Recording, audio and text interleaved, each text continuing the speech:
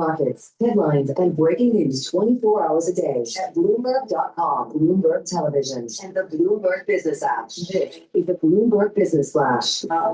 It's 11:40 on Wall Street. We do check markets all day long here at Bloomberg. Right now, we've got the S&P 500 index trading a little changed, and this Bloomberg Business Flash is brought to you by Interactive Brokers. Trade over 10,000 U.S. stocks and ETFs, U.S. equity index options, U.S. treasuries, and more on your timetable. Learn more at ibkr.com/around-the-clock. Right now, we got the S&P. We'll call that little changed up 0.1% higher by 966.26 where we stand.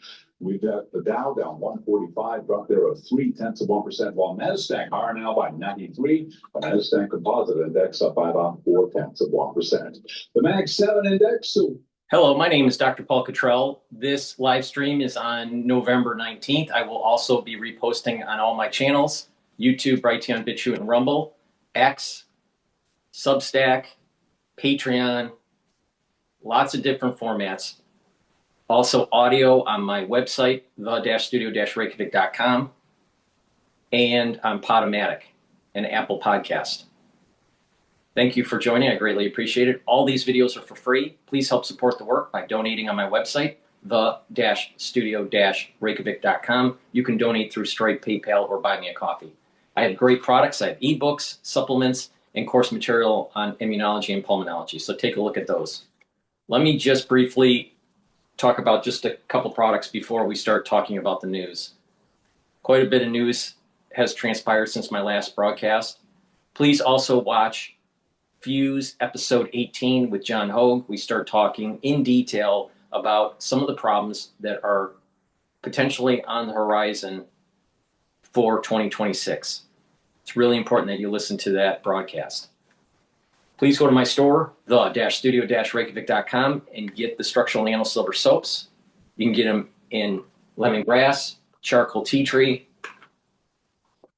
lavender, and also in peppermint. Very high quality structural nano silver soaps. Use them every day. They're great for your skin. Very high quality, and you should use them especially during the fall and the winter season. Another great supplement that's part of my anti-aging protocol are Cleanse, which is 30 parts per million, or Max 35, which is 35 parts per million. Take a teaspoon a day every day, swish in your mouth, gargle about 20 seconds and swallow it. This will boost up your innate immune system, improve your oral cavity, your oral pharynx, help the health of your epithelial cells, especially in the oral pharynx. If you're not feeling well or someone around you is not feeling well, especially during the winter season, take a tablespoon or two a day. I've been doing this protocol for more than 5.5 years. So please go to my store, get the Max 35 or the Cleanse, take it every day. Boost up that immune system.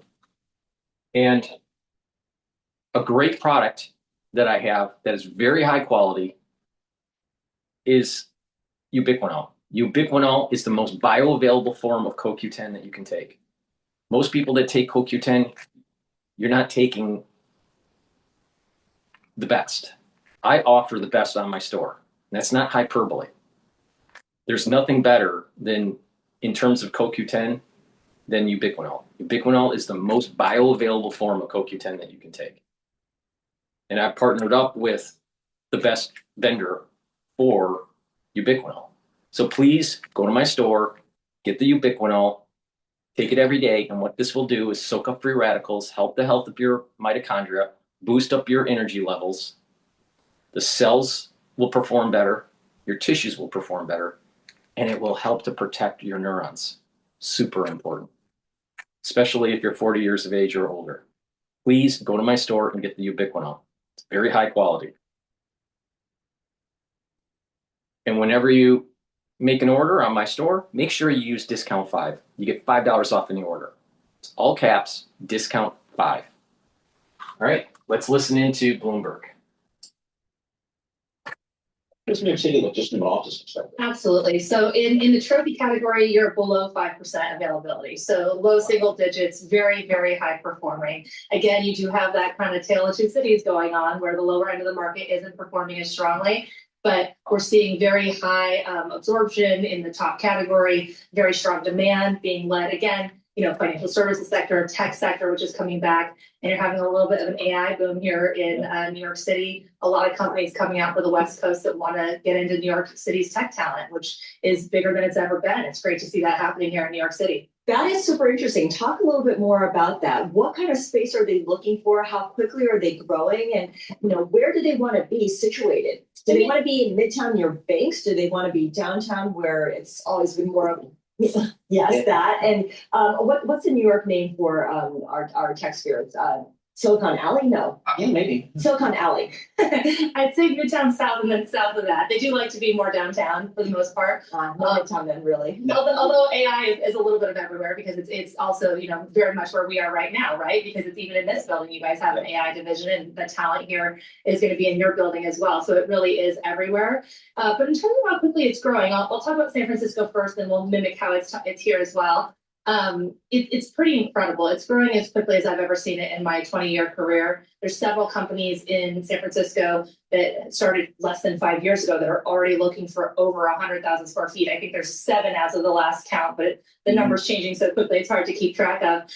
And what you're really seeing is a commitment to the office space. So how interesting is this, right? They're able to build new companies. They certainly have access to technology, that, and they're a tech-first company, but why are they choosing to be in the office? Well, they're solving big problems. And when they're doing it, they want to be doing it face-to-face, and they're choosing to do it mostly in higher-end buildings, creative buildings. They love high ceilings. They love to have natural light. And one thing that's really interesting is a lot of them are thinking about productivity hacks. So how do they get snacks that are elevating their productivity? These guys are, I'll tell you, I'm going to pivot to something else.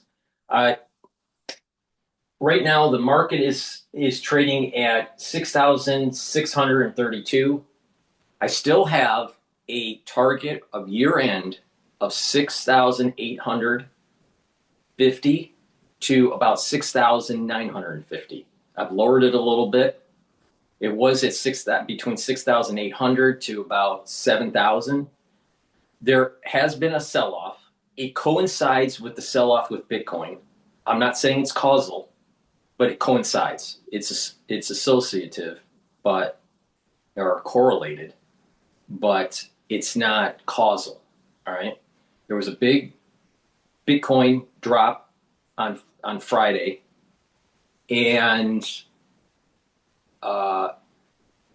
there seems to be market manipulation that's going on in the Bitcoin market. All right. Now there's lots of people on both sides, bears and bulls, saying, "Oh, it's going to rally," and then some people are saying that it's going to go down. I think it's a manipulated market because there are whales that are going in and out. A lot of ETF outflows. So I would, if you're not in the market for Bitcoin, if you're not in it right now, I would say don't go in and just wait until it kind of stabilizes, maybe into 2026. If you are in it, then you really need to pay attention to your risk assessment. If you can manage your risk, if it does go down, then okay. But if you can't, you should get out because it's unstable. Bitcoin will drop more if the equity market will drop. It's not necessarily true that if the equity market goes up, that Bitcoin will go up. There's something fundamental. Some people say it's because of the investigations and the seizure of the Asian Bitcoin holder. I don't know, but there seems to be a market manipulation. Now, not too far into the future, there's probably going to be some sort of application with quantum computing. Now, if quantum computing does take hold within the next 24 months or 36 months, then it's going to radically solve the equations that mine a coin. That means that coins will mint faster. The supply will go up. That means Bitcoin will go down. So people need to pay attention to this. All right. Now, for me, I think it's a manipulated market. I would not go in. Now, 6,000. So the S&P 500 is trading at 6,628 at the moment. And once I see the VIX, I'll let you know. But the thing is that as we get closer to the end of the year, we got 5 weeks left. The probability of it getting to 7,000 is radically diminishing. Not too far ago, last week, it was possible that we would see 6,000 or 7,000. All right. But AI, the bubble may be starting. Now, NVIDIA is supposed to release some data, the revenue. Job data is coming out tomorrow. The shutdown is over, but now the economic data flood is coming, and that needs to be digested. If the Federal Reserve lowers rates, or the data suggests that the Federal Reserve will lower rates in December, we're probably going to see a further increase in equities. And this is the reason why I say that if you're in equities, don't bail out. If you have some cash on hand, it behooves you to dollar cost average in. And I suspect by year end that we'll be at 6,850 to 6,900. Now, that's assuming that the Federal Reserve will lower rates. If the Federal Reserve doesn't lower rates, then we probably will be at 6,600 by year end, maybe 6,700. But I think there's a high probability that the Federal Reserve will lower rates.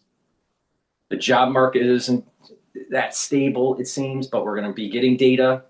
Now, people on both sides will say, well, the quality of the data might not be that great. So whatever the conclusion is from the data, you're going to see some people on the side saying, oh, it's not high quality data, therefore ignore it.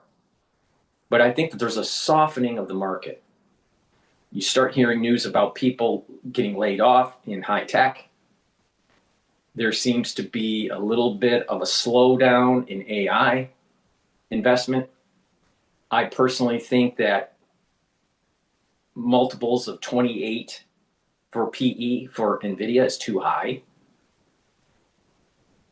And it's very possible that we see the beginnings of the burst. And most likely it will burst officially probably in 2026 for AI development for LLM and the build out. But these companies are different than what happened during the dot-com bubble. The dot-com bubble, a lot of companies IPO'd. They didn't really have revenues. They thought that they would do the Amazon model where you can IPO, don't have profitability, all right? And eventually they surpassed that and became profitable and blah, blah, blah, all right? And then Amazon prevailed. But many of those dot-com companies, they didn't have net revenue. They were losing money. Well, and so they were betting on the future without any real strong revenue stream. That's different today because these companies have serious cash. They have a lot of cash, all right? So they can weather the storm. But as an investor, these multiples of 28 or higher or a little bit lower, you don't want that. All right, S&P 500, last I looked, was, I think the average multiple is 22. It's comfortable when it's around 15 or 18. You start creeping up past 20, that's a problem. That's a problem. The thing is though, a rally can continue on for a while before you have a serious correction. And when we're talking about serious correction, we're talking more than 10%. So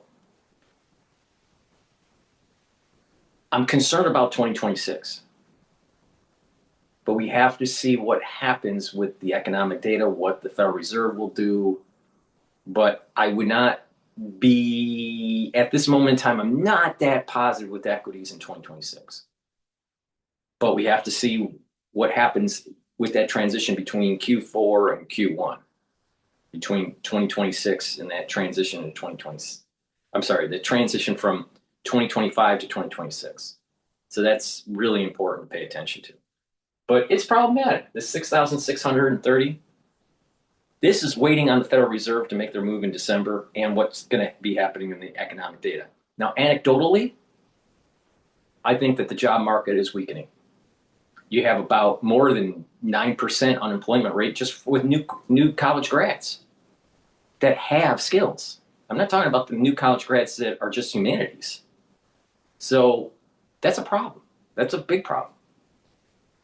Now, I want to pivot over to, well, let's listen to Bloomberg. They're talking about NVIDIA's earnings here. Could see further rotation out of risk. So let's just listen in here. This plays into my point that the AI bubble is starting. The AI bubble burst is starting. These, other countries in the EU, those would be big buyers if this AI super cycle were to go beyond the hyperscalers, which everyone is anticipating. I kind of feel like Jensen Bitcoin right now is trading at 89,000. All right. Now, at the close of the trading session, at the height of Bitcoin, it was around 122. Intraday, I think it was 125, but 122. So if you do like a 38% retracement, right? You're talking about around low 80s before it may bottom out, and it may go down below that. So you have a support level at 83. There's a high chance that Bitcoin's going to go to 83 before it goes to 90 again, right? 90 now is a resistance level, and a support level is going to be 83, and it's possible that it goes below that and then start to march back up. But if people are going to start selling off on equities, there's a high probability that they need cash and they want to reduce a high beta part of their portfolio, which is Bitcoin. And they'll dump it. They'll dump Bitcoin. And I think the institutional investors and retailers, especially in the ETF market, that's what exactly is happening here. And you got to remember, the way those ETFs work, they're supposed to be buying Bitcoin. But if you've got a lot of outflows from the ETF, why would they be buying Bitcoin? So this is the point I'm making. Bitcoin is not a liquid market. There's too many whales that affect the price. All right, let me recycle this. probably will today, a little bit of an awkward. And that stack is useful for training LLMs, inferencing, and that is the big risk when it comes to NVIDIA, is a hyperscaler getting off the NVIDIA stack. All right, should I really listen to this call All right. today? Because I'll listen. So to what it he's on- basically talking about, because I've paid attention to the story a little bit, Google has their own chips, and they have now trained Gemini, their next version of their LLM, on their own chips and not NVIDIA's. Now, NVIDIA is at 28 multiple for PE, for the price to earnings. Can you really justify a PE of 28? No, you can't. That's the problem. And a lot of the S&P 500 is heavily weighted in the Mag 7.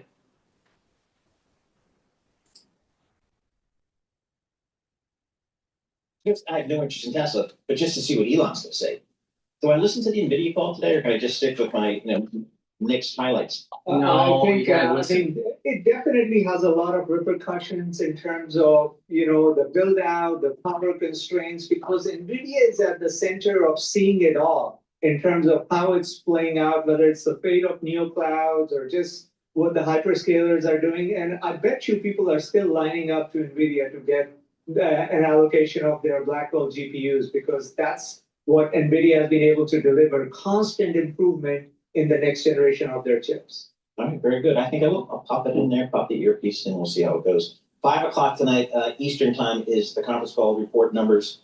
Around 4:20 hits the tape, so pay attention to that, Mandeep. And the entire Bloomberg Intelligence technology team worldwide will be paying attention to this because that's how big that stuff is. Mandeep Singh, thanks so much for joining us. Always appreciate your support. Mandeep Singh, he heads up the research technology side over there at Blue Intelligence. For our listeners in the U.S., a reminder, you can listen to us via satellite radio on Sirius XM channel 121. Access the world's only global audio business network, coast to coast, 24 hours a day. Bloomberg Radio on Sirius XM channel 121 is presented by. Okay, we're gonna pivot over. We're gonna pivot over to talking about Larry Summers. Larry Summers is on the Epstein list, and Larry Summers has removed himself from the public eye in terms of public engagements, conferences or news media. Yeah, I mean, he's always on the economic news stations. You got to remember here, Larry Summers went after Trump and his tariff policy. Now, I suspect this. Globalists want globalization. That's why they're globalists. The transnational capitalists, the multinationals, they don't want the tariffs. So what do? You roll in Larry Summers demonizing tariffs and bringing back manufacturing to the United States. Now he's compromised. He's on the Epstein list. So the globalists are saying, we'll protect you. All right? But you got to go after Trump. You got to demonize him. I think that's what happened. And then the Trump administration said, you know what? Enough is enough. We're just going to release and just let the chips fall where they may. And a lot of people are going to be involved. And it's not just Larry Summers. I suspect that there are more people high up in the Harvard organization, maybe even Alan Dershowitz, that will be implicated with the further investigation that's going to be taking place at Harvard. So Larry Summers is pulling back from the public eye. And he stepped down from OpenAI board of directors.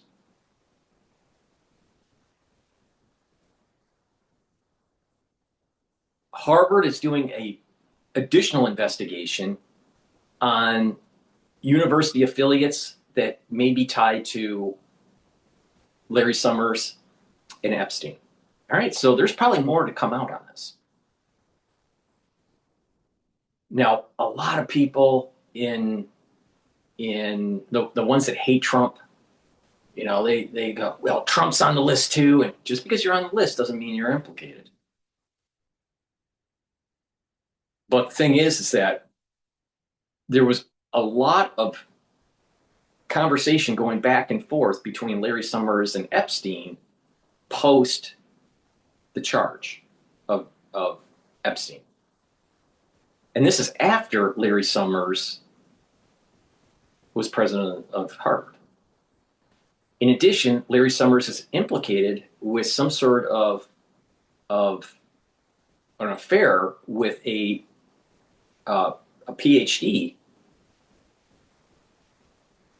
graduate, I believe from Harvard, and he was mentoring her. And my understanding is that eventually they meet at a conference and then something happened. Now, is this Chinese Ph.D. that's in economics part of some sort of infiltration by the CCP to try to compromise people? Or is she not? I don't know. But that's not out of the realm of possibility, especially when you pay attention to what happened with Lieber and the honey trap. A lot of problems here. And I think that this Chinese individual that Larry Summers had an affair with potentially has links to the CCP. All right? And I think that's part of the reason why they're investigating this. But you also have to remember, Trump was pushing on Harvard. And a lot of people were thinking, oh, it's only about anti-Semitism. No, it's not. The reason why he was pushing Harvard so hard is because it's that there is, through the 1,000 Talent Program, which turned into the 10,000 Talent Program. But back in the day, when I was covering this in 2020, it was the 1,000 Talent Program by the CCP. All right, but now it's a 10,000 Talent Program. And what they do is they try to steal technology, and compromise individuals and bring them into the fold of the CCP. And Lieber was one of them. They catch them in a honey trap, and then all of a sudden that they're beholden. And Larry Summers may have fallen into this category. And so the Trump administration was trying to weed out some of this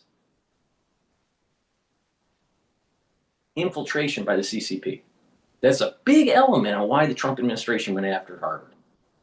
Now, of course, there's the crazy ultra-liberal stuff where the students come out of the university and they're promoting this ultra-liberal agenda at in corporate America or even in politics. That's true. That's a problem. But part of the reason why they wanted to know the details of the students, especially the ones that were on student visas from China, was to understand that infiltration. But also by asking Harvard to provide the data of what their matriculation stats were, or matriculation stats were. That would show positive that there were some sort of DEI agenda in bringing in new students into the college. But they didn't want to show that data because Harvard knows that they did wrong. All right. But so this is a complex problem. It's not just one thing. It's a multitude of things. The CCP infiltration, the need for money from outside governments and companies that sometimes are our enemies to the United States. But Harvard needs the money. Harvard over relying on $2 billion of grant funds from the United States. The implication of famous individuals in the Harvard community that may have been compromised, either through the Epstein list or through the CCP. So with that, we're going to start playing some of the things that are happening with Larry Summers. But this is escalating. Him dropping out from the board of OpenAI, him staying out of the limelight. You got to remember, Larry Summers thinks very highly of himself. He has a lot of hubris. And for him to stay out of the limelight, that goes right to the heart of his ego. Now, I've met Larry Summers at multiple economic conferences. And the thing is that he really does think that he is superior to people. All right. With that, and another thing about Larry Summers is that he was with the Clinton administration and he helped Rubin and others to strike down the Glass-Steagall regulatory framework. And what that did was that ushered in banks to invest with less guardrails. That led to Lehman. So Larry Summers was a key individual that reduced the regulatory framework for banks to take higher risk. And then you add in another layer of financial engineers thinking that they could hedge the risk, take it off their balance sheet by these mortgage-backed securities, and taking insurance bets with AIG, and not realizing that you're creating a whole systemic risk. That even if it's not on your balance sheet, there are counterparties that do have the risk that will tank the whole economy. And so everybody is in the boat. Brought to you by someone that thinks he's so smart that he actually was a key player that led to Lehman. But he'll never admit to it. But Trump's always bad. Trump's bad bringing back manufacturing. Trump's bad for having tariffs. That's what Larry Summers represents. Larry Summers represents that if you don't make something, you'll be a productive country. How can you be a productive country if you don't make stuff and you don't innovate? If you don't know how to make stuff, you lose that knowledge. That's lost knowledge. That's like going into the dark age. But Larry Summers knows better. Larry Summers knows better. All right, before we go to the CNN clip, please go to my store, the-studio-reykjavik.com, and get the probiotic. I have it in veggie cap form and also in powdered form. The powdered form, veggie cap form.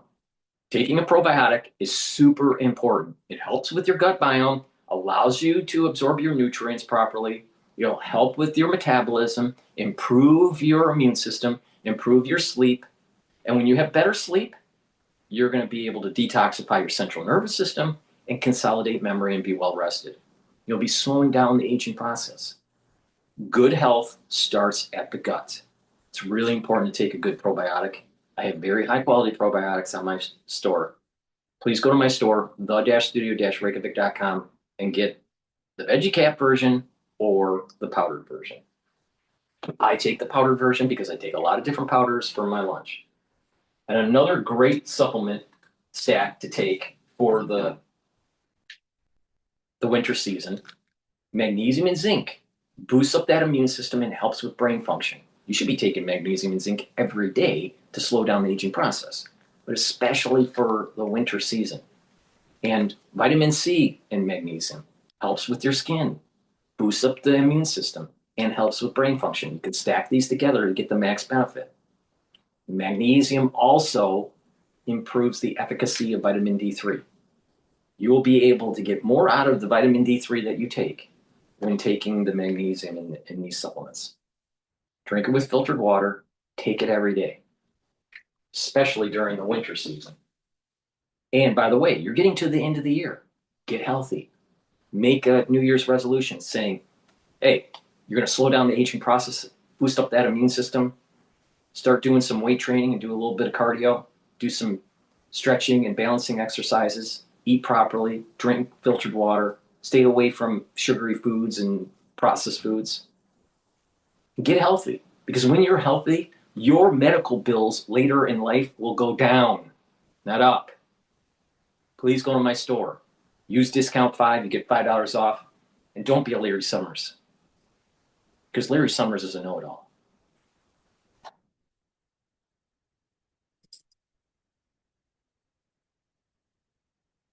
Amazon offers hourly employees health care on day one for the whole family.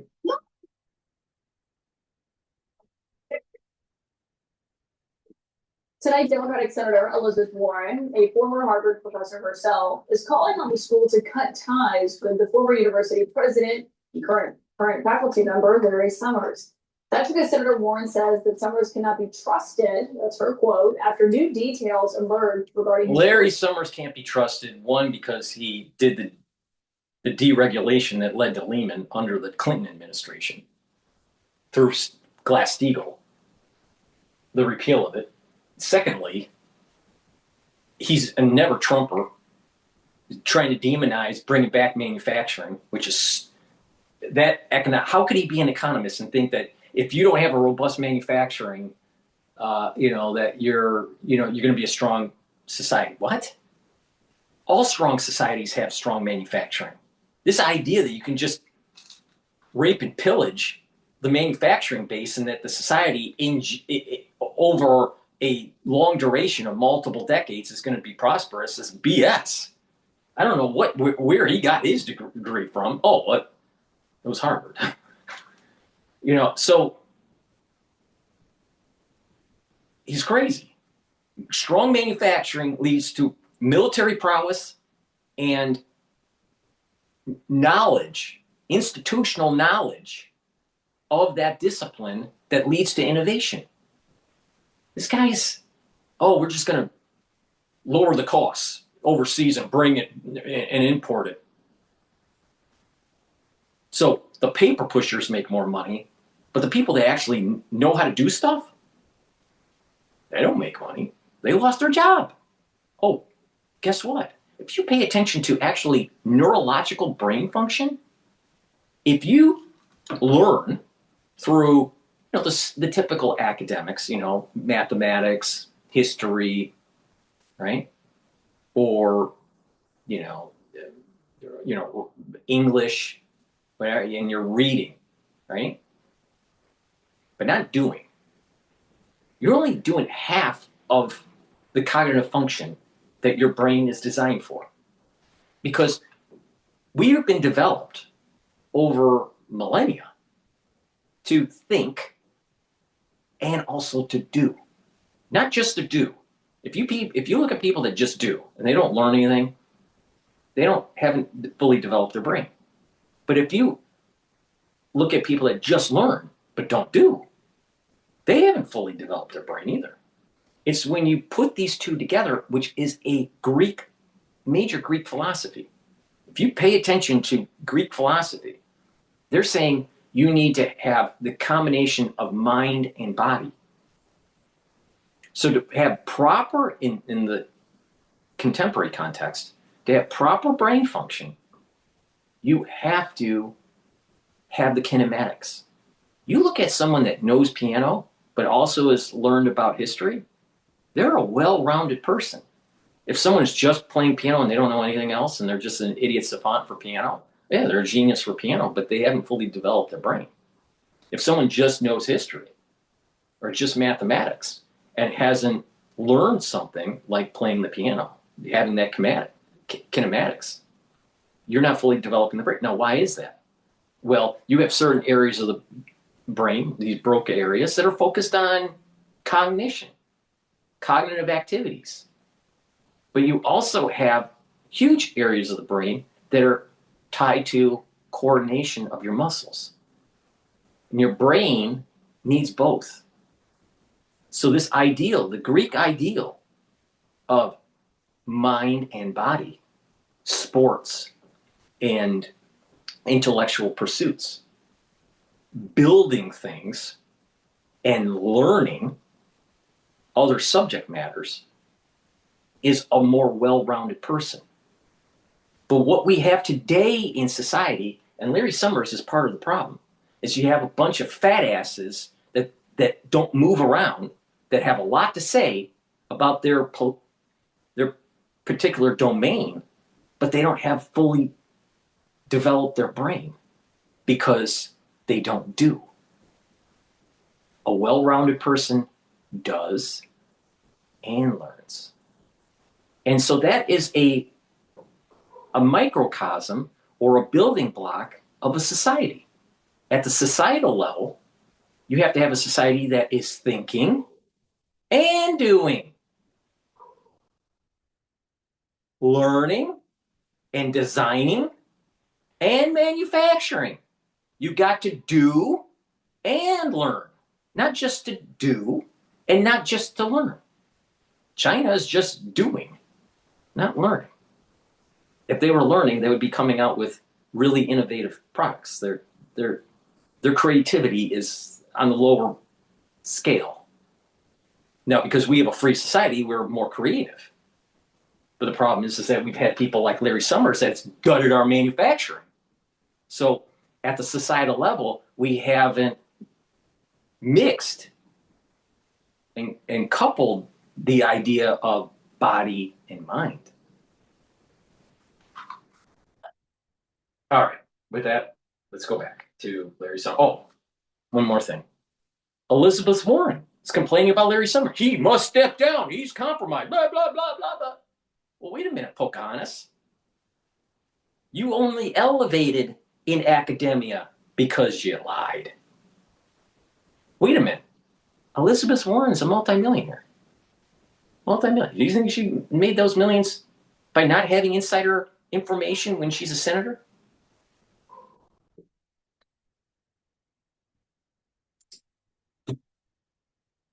Relationship with Jeffrey Epstein. All of this revealed in last week's release of Epstein's private emails. Larry Summers served as Bill Clinton's Treasury Secretary, and in Barack Obama's administration, he was the director of the National Economic Council. These new emails are the comments that Summers made as he also sought out dating advice from Jeffrey Epstein. That includes the morning of March 17th, 2019. You see these emails here where Summers and Epstein were exchanging multiple emails debating Summers and whether or not he should send a note to a romantic interest. Epstein argued to Summers that it would be, quote, bad form. Summers wrote back, quote, why bad form? Supposed to be face to face? To which Epstein replied, you care very much for this person. You might want to demonstrate that. A note does the very opposite. Now, the reason that exchange is notable that we're pointing it out is because of when it happened. It was just 4 months before that exchange that the Miami Herald had published an exhaustive investigation detailing Jeffrey Epstein's abuse of underage girls. They continued to communicate, though, for the next several months. That includes on July 5th, 2019, when Larry Summers sent Jeffrey Epstein an update from his vacation on Cape Cod. The next day, July 6, 2019, when Jeffrey Epstein was arrested for sex trafficking crimes. Now, tonight, Larry Summers told CNN in a statement that he is going to continue to teach at Harvard, but he will be stepping back from his other public commitments, saying in a statement that he takes full responsibility for the misguided decision to continue communicating with Mr. Epstein. My political sources tonight are Democratic strategists. I think that what's going to happen with him still teaching is that there's going to be a big uproar with the student body that's going to be against Larry Summers. Now, you got to remember that Larry Summers stepped down from being president of Harvard because of his comments about women, saying that that there are many women that don't have the knack in mathematics. And so he was pushing against the beginnings of this DEI agenda over at Harvard. There was such a blowback that he had to step down. All right. So I have a feeling there are going to be a lot of women that are going to try to push for him to not be a professor. So stay tuned. But I would not be surprised that he has to resign or step down. Now, usually what happens is at Harvard, when there's an investigation of this kind of magnitude, they keep their position and then, until there's actually some sort of official charge, and then they drop them. So right now, it's just an investigation. But if there's a charge, boom, he's gone. Valencia Johnson and Republican strategist David Urban. And obviously, it's worth noting, Valencia, that Senator Warren and Larry Summers have clashed before in the past over policy issues and whatnot. But her saying, this is someone who is very involved in Democratic politics, was reportedly going to be very involved in them doing a version of Project 2025 for Democrats. She's saying that the school needs to cut ties with him entirely. Do you agree with her? Yes. I absolutely do agree Yes. with her, and not just because I worked for her in her presidential primary, but because, as you explained, the timing of this. It's one thing if Larry Summers was communicating with Jeffrey Epstein before the big investigation Okay. From the Miami.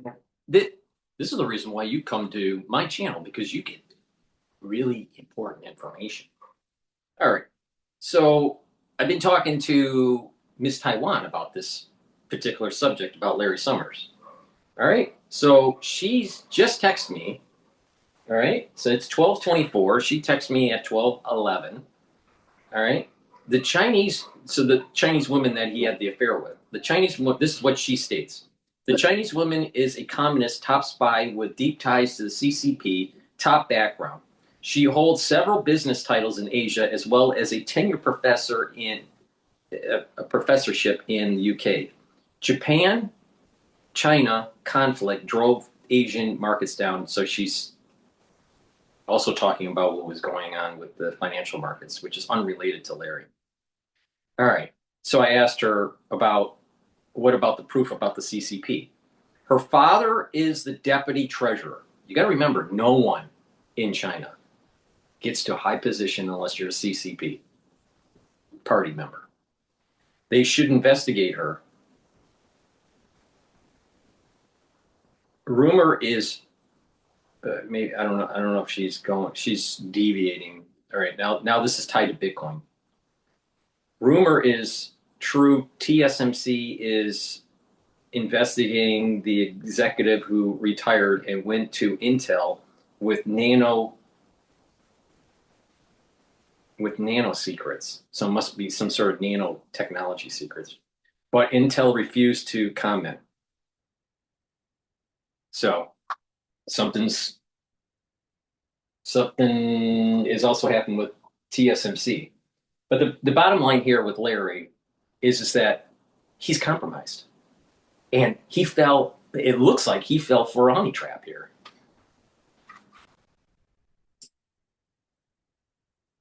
But it's another, and he said he didn't know about it because there have been instances of that, right? Someone is charged for an egregious crime and people around him don't know anything about it. But this was very public. It was all over our national news. People in politics were paying attention to it and deep diving because of his ties to a lot of political figures. And so it is problematic that he remained in contact with him. And we don't see any evidence of him even acknowledging how wrong Jeffrey Epstein was. And so I agree with Senator Warren because if you think about his involvement, not only in Democratic politics, he is also a teacher at Harvard. And there are probably young women in his class. And I would be concerned about, whether or not he has the integrity to continue to be in those positions. I'm not going to sit here and say anything's going to happen to his students, but it is concerning that you would be okay with someone who has these accusations and you still continue to be involved in a teaching capacity. So you think what he's doing tonight doesn't go far enough because he says he is still going to be teaching? I don't think it goes far enough. I don't think we should continue to reward bad behavior, or even when you're trying to turn a blind eye to maintain a position of power. Yeah. And David Urban, this all comes as we're seeing the ramifications of these emails far and wide. I mean, obviously, Stacey Plaskett, another Democrat, was also texting with Jeffrey Epstein during the Michael Cohen hearing. Apparently, a spokesperson for her confirmed that she was getting text messages from him that influenced her questioning, it appears.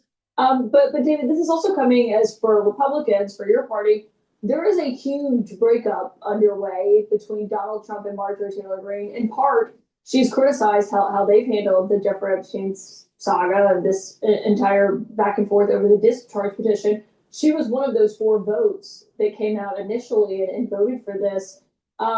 With the president saying that she's a traitor and Marjorie Taylor Greene, as he called her, what do you make of that? Do you think that's all right, or do you think that's too far? Yeah, it's true. Build a website you love with Wix. For your words, create your brand, your opportunity.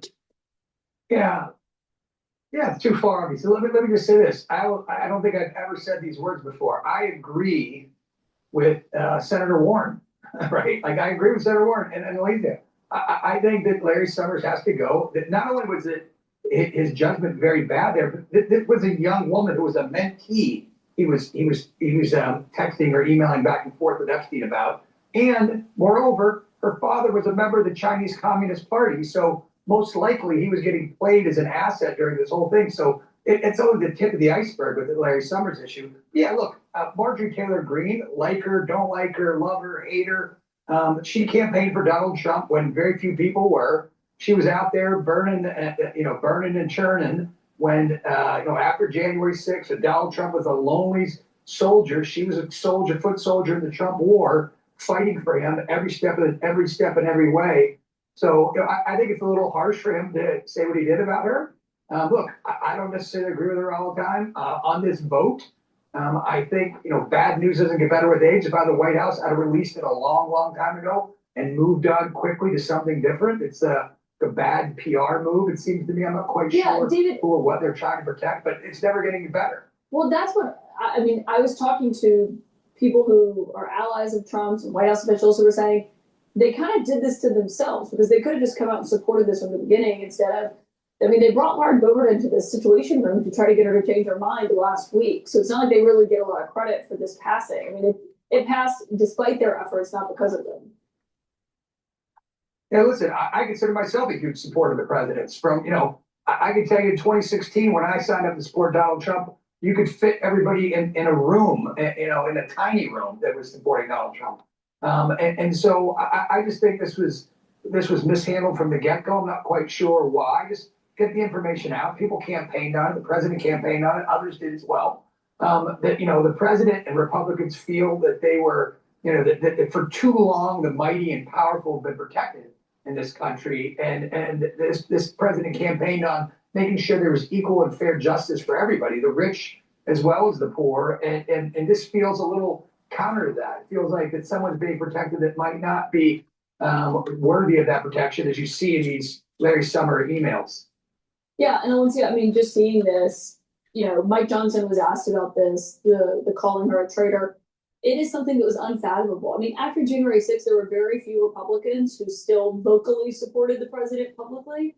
Marjorie Taylor Greene was one of them. And so to see this split has even shocked a lot of people inside their orbit. Listen, I am all about people redeeming themselves and changing their opinion, but I believe in as a good book strategy, judge a person by their fruit. And so we have to see how Marjorie Taylor Greene continues to move forward. And also if she atones for a lot of the egregious things that not only she said, but supported, like January 6th, and some of the things that she didn't hold Donald Trump accountable for. And so we have to see where she continues to be on this path, because she's talking a great game right now, but who knows what's going to happen when something else happens that comes out of the White House. Yeah, Dana Bash had a really good interview with her on Sunday and brought up some of her past statements and whatnot. And then she did ask for, or said that she regretted some of those things. Alencia, stand by. David. She went on the View. She went on the View. How much better can she pleading for forgiveness? Listen, we got to continue to. Please go to my store, the-studio-reykjavik.com, and get the very high quality deodorants that are dual purpose. Use them as a daily deodorant, but it will also help to detoxify your body. You can get it in citrus and also in peppermint, lavender, and tea tree. These deodorants are for males or for females. Get a couple bars for your household. It's made from essential oils from the Himalayas. Very high quality ingredients. Please go to my store, the-studio-reykjavik.com. Use discount 5 to get $5 off any order. If you spend $100 or more, you do get a free gift until supplies last. Also, get the digestive enzyme complex. This will help to reduce the load on your pancreas. As you get older, your pancreas doesn't perform as well, independent of how healthy you are. Digestive enzyme complex will break up those carbohydrates, proteins, and lipids and allow you to absorb your nutrients easier, reduce the stress on your digestive system. And with that less stress, your digestive system will have less inflammation. Super important. And by doing this is part of the anti-aging protocol. By improving your digestive system, by taking the good probiotics and taking the digestive enzyme complex, you're helping your overall health. And digestive enzyme complex has bromelain in it. That will help to break up clots because it's fibrinolytic. Also, there are proteolytic enzymes in here that will help to break up glycoproteins. Super important, especially during the winter season. And that's the reason why I said, take digestive enzyme complex during the crisis of 2020, if you've been paying attention. So please go to my store, the-studio-reykjavik.com, and get the digestive enzyme complex. And lastly, olive leaf extract, dual purpose, helps boost up your immune system and helps your cardiovascular system, brings down inflammation and helps to improve your lipid profile. Take it every day, drink it with filtered water. So a great stack. Help with your pancreatic health and digestion by taking the digestive enzyme complex. Get the olive leaf extract to help with your cardiovascular health and boost up your immune system. And get the deodorants so you smell good and it detoxifies your body. It's made from essential oils from the Himalayas. Please go to my store, the-studio-reykjavik.com. Use discount 5, all caps, discount 5. And if you spend $100 or more, you get a free gift until supplies last.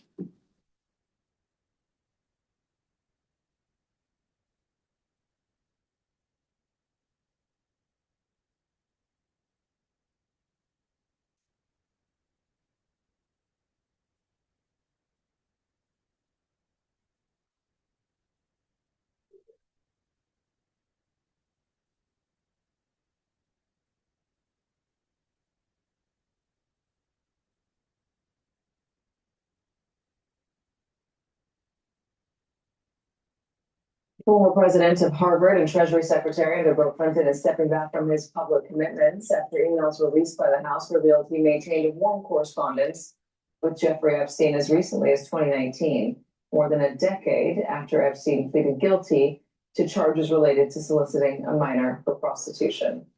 In some exchanges, Summer sought Epstein's advice on a romantic relationship he was pursuing with a woman he described as a mentee.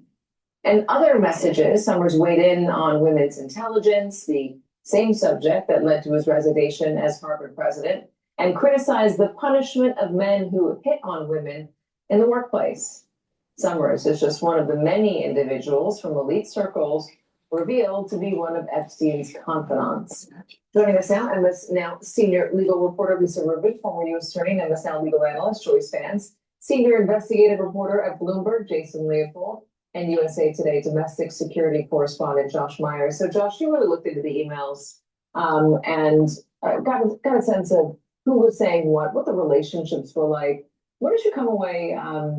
What did you come away with? Thanks for having me, Katie. What I came away with kind of an icky feeling, to be honest.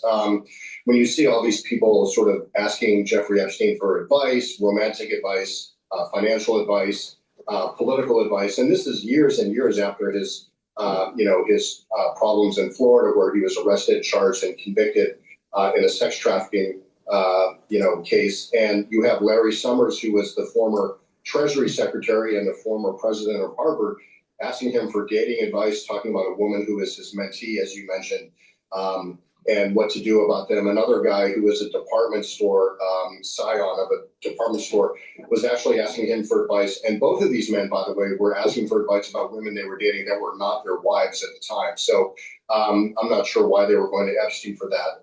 But, to me, I think one of the more significant things that we found in the emails was some of the things that Epstein said, including about Donald Trump. He said, and two of these real exchanges that jumped out at me were in 2018. There was one when they were talking about Trump's hush money case in New York, where he was on trial for basically trying to silence two women who wanted to come forward before the 2016 election with allegations of having an affair with him. And he said, I know how dirty Donald is. And he said, nobody really understands how important it is to have your fixer flip on you. And he was talking about Michael Cohen, who had been Trump's longtime fixer, who had just agreed to plead guilty to that. But then in December of that year, after the Miami Herald had an explosive series of reports about Trump and Alex Acosta about Epstein and Alex Acosta and how he got a very lenient deal back in 2008, Epstein said very cryptically, it's weird that everybody's talking about Trump because I am the one who can take him down. And we didn't see anything in there that was a response to that. We don't know what led to that and what followed that, but it is a very interesting thing for Jeffrey Epstein to say about the president of the United States. It's interesting on Trump. There's still so many questions about what exactly Epstein had on him, the motivations were, what their relationship was, why their relationship fell apart. That's still very much still up in the air. What I'm struck by is just the preponderance of evidence, the massive amount of information we have that seems to show that everybody in Epstein's orbit knew how much he liked women and knew how much he liked young women. In the birthday book, there are uncomfortable depictions or cartoons, drawings of young girls getting massages from Jeffrey Epstein, or girls that were little girls growing up to get massages from Jeffrey Epstein. That's weird. And in the emails, you see even women talking about or alluding to it, giving him advice. You should read Lolita, or here's this other book. Also is a little bit like Lolita. You might enjoy it. It's just so strange and so unsettling. Mm-hmm. It is. I mean, and I think that's one thing that we really took away from these was that, and I think some of it is money. You have the emails from Larry Summers' wife, who was a professor at Harvard, who seemed to be familiar with all of this, but she was also asking for $500,000 for her department at Harvard so she could continue to try to make TV shows about poetry. So, I don't know what the motivations are there, but it does seem like there was this tremendous familiarity with it. A lot of these people were going to Epstein's Island, where a lot of this occurred.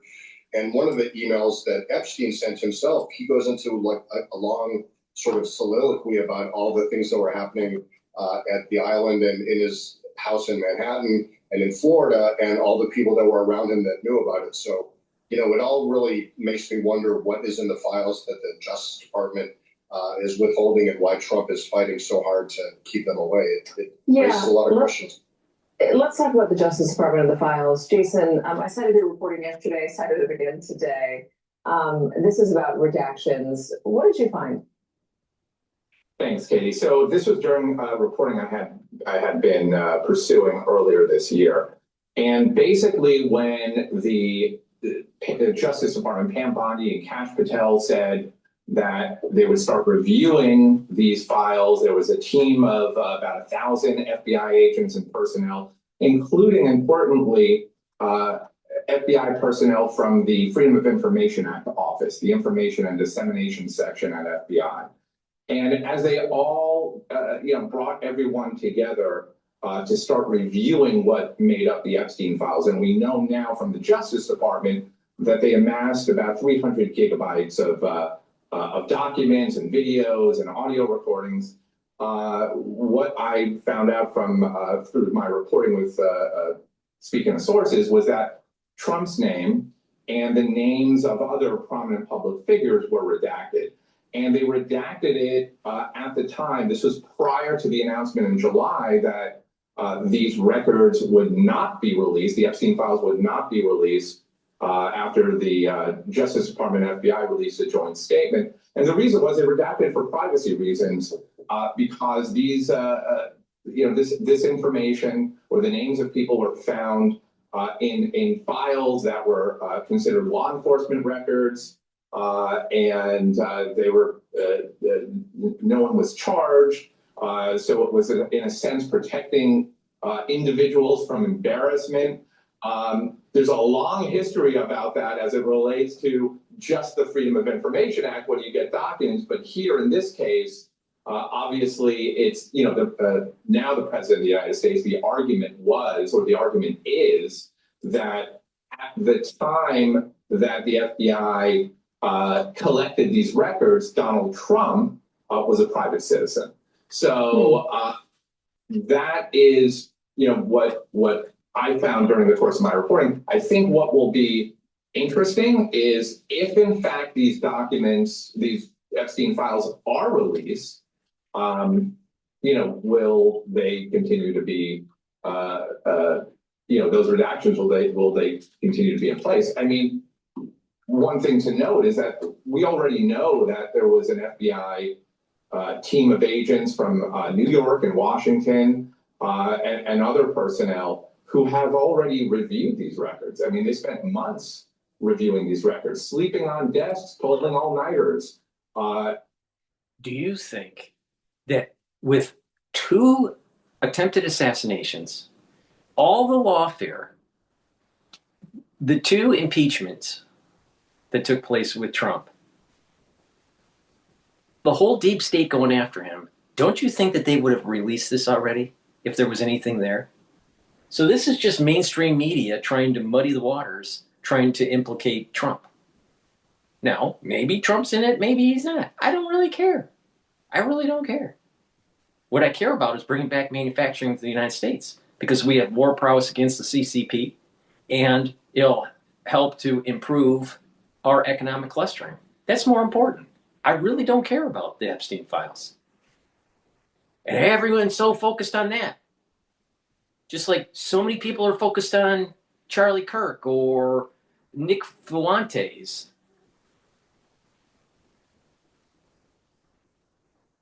They're irrelevant.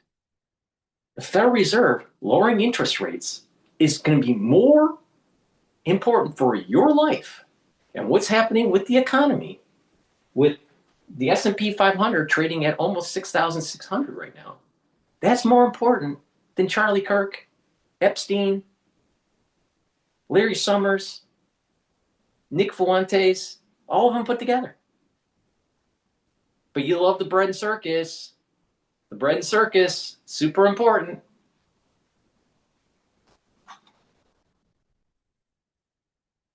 And this is why MAGA is starting to fracture. Because you have a lot of people focused on stupid stuff. In 2 large warehouses in Virginia. So they've already worked through it. So if, in fact, they're ready for release, there should be no delay. So it would obviously that remains to be seen. That is a really good point. Joyce, weigh in on this. Well, I think what we all know is coming at this point is that this new investigation that Donald Trump ordered Pam Bondi to open will be used as a roadblock to turning over information to Congress. You know, typically, if Congress asks for information from the Justice Department about an ongoing criminal case, the Justice Department uses a provision of the statute that permits it to defer that turnover until the criminal case has been concluded. And that's really the reason that these files could not have been released before October, when the Supreme Court put the end to it by saying that they wouldn't hear Ghislaine Maxwell's appeal. That was the formal end of prosecutions in this field. Of course, Pam Bondi had said in July that there was no new evidence that merited prosecution of any third parties who hadn't been charged yet. So we knew, or at least we thought we knew, that no additional charges would be coming. So by ordering his attorney general to open this new case, a thinly veiled political move, because he only ordered her to open as to Democrats, and the president has repeatedly said that this is a Democrat problem, despite the appearance of names of others from his own party, including himself, in those files. This is what's coming. The next effort will be to stonewall by refusing to turn anything over to Congress while that investigation is pending.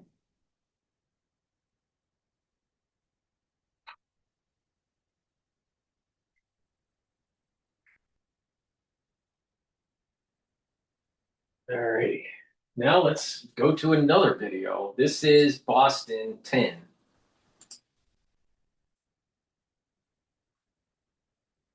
Hours away from the House to vote on the Epstein file. And this is a big deal, Priscilla, right? Because this could unveil who in politics, who in business and entertainment had connections to Epstein, and when they had those connections to him as well. Now, that vote is expected to happen tomorrow after a dramatic split among Republicans and a major reversal from President Trump. Tonight, we're going to get you caught up on where things stand right now and also what happens next. Now, the Epstein Files Transparency Act that hits the floor tomorrow. Right. To pass, it simply needs this is a little bit older video, but this is also talking about ex-Harvard president Larry Summers, and that's the reason why I'm playing it. Kentucky Republican Thomas Massie, who forced the vote by rounding up signatures from both parties, says he expects far more than that. Now, momentum increased after a major shift from President Trump, who spent months saying the focus on the Epstein files were a hoax and that they were targeting Republicans. But now President Trump is publicly urging his party to release the files. You know, we've already given 50,000 pages. You do know that. No matter what we give, it's never enough. Now, when he was pressed on whether he'd sign the bill if it reaches his desk, President Trump said he would, while insisting the controversy unfairly targets Republicans. We'll give them everything. Sure, I would. Let the Senate look at it, let anybody look at it. But don't talk about it too much, because honestly, I don't want to take it away from us. It's really a Democrat problem, and it's a hoax. The whole thing is a hoax. Now, the push to release these files, it's also intensified a very public rift inside the GOP, especially after Georgia Congresswoman Marjorie Taylor Greene broke with the president. But even if the House clears the bill with a wide bipartisan majority tomorrow, the next hurdle is in the U.S. Senate. That is where things get even more complicated. At least 24 Senate Democrats have already signed on to a companion bill demanding the release of the files. That gives Democrats the foundation of a simple majority. But under Senate rules, this is big here, if any senator objects, the bill can be forced into regular order, which would require 60 votes to move. For that, Democrats would need at least 13 Republicans to cross over. And we should note that so far, no senior Republican leaders have committed to supporting it. GOP Whip John Barrasso said only that Republicans would, quote, take a look. Offering this. They already passed the bill. Says that he will sign the bill if it reaches his desk. And with some of the emails already released, new tonight, former Harvard president Larry Summers will be stepping back from public commitments after the release of new Jeffrey Epstein emails. Summers says that he is, quote, deeply ashamed about his friendship with the convicted sex offender. The emails released last week showed years of personal correspondence between the two men. Summers says he will continue to fulfill his teaching obligations. While Massachusetts Senator Elizabeth Warren expressed concerns about Summers' suitability to work with students and has urged Harvard to cut ties with him. PatriotSoftware.com, accounting and payroll, keep your time and money. Campbell here, serial entrepreneur. We entrepreneurs. All right. This is from Midday India. Is Trump a cocaine user? Larry Summers, Epstein's shocking email. Let's see what they have to say. I hate these videos. It's all. All right. I don't know. I don't like. I don't like just music. Music clips. All right. Who knows? Let's listen to Ben Shapiro blast Bannon over emails with Epstein. All right, let's listen to that. This is the Hill. Much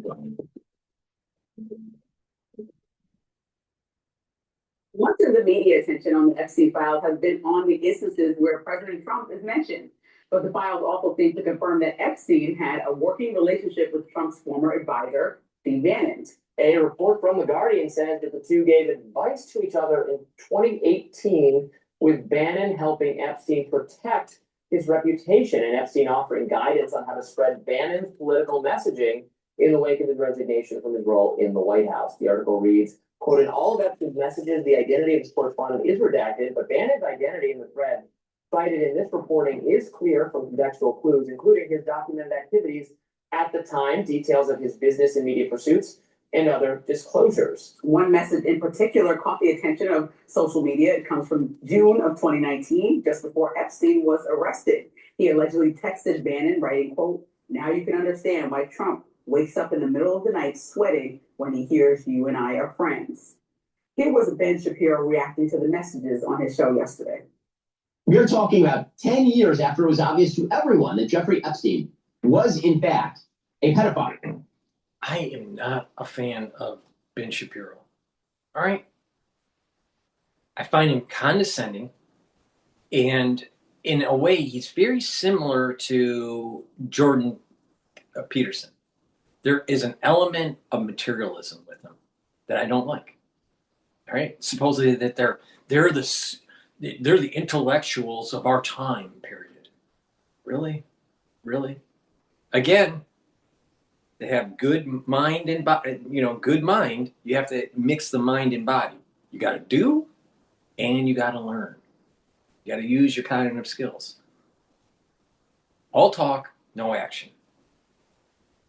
Jordan Peterson, all talk, no action. What I mean by no action, not mixing skills where there's kinematics. Right? Do you see Ben Shapiro, running a triathlon? No. All right. And then look at what I mean by his materialism. All right? He puts his book up against his microphone so you can see it.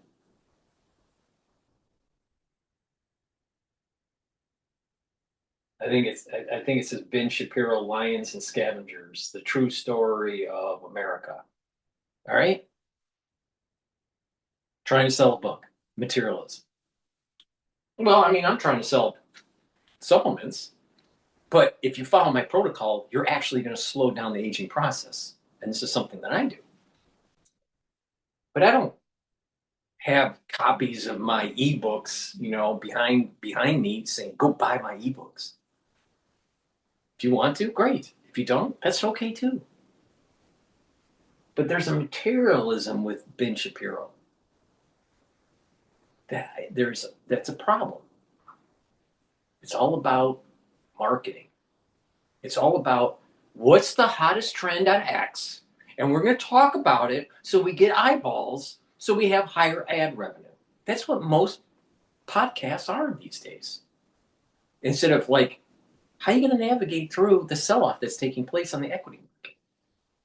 How are you going to navigate your finances and maybe even your retirement funds when the AI bubble happens? How are you going to navigate the job market if AI takes the jobs away? Hey, I'm giving you some advice. This guy is just nothing but materialism. And with that, please go to my store, the-studio-reykjavik.com, and get the Goodnight formula, because you need to be properly rested to turn on your BS detector. Goodnight formula is going to allow you to get into those 3 to 5 cycles of REM sleep, detoxify your central nervous system, and you'll be well rested. And by detoxifying your central nervous system and consolidating memory, guess what? You're going to have better brain function. You're going to slow down the aging process. Chronic sleep deprivation can lead to early onset of dementia. You need good sleep. If you pay attention to people that are in that zone of longevity, one key factor that they all have, they sleep regularly. Please go to my store, get the Goodnight formula. It has tryptophan, melatonin, GABA, and passion flower. Drink it with filtered water. Take it every night. Slow down the aging process and consolidate that memory. And don't be a Ben Shapiro.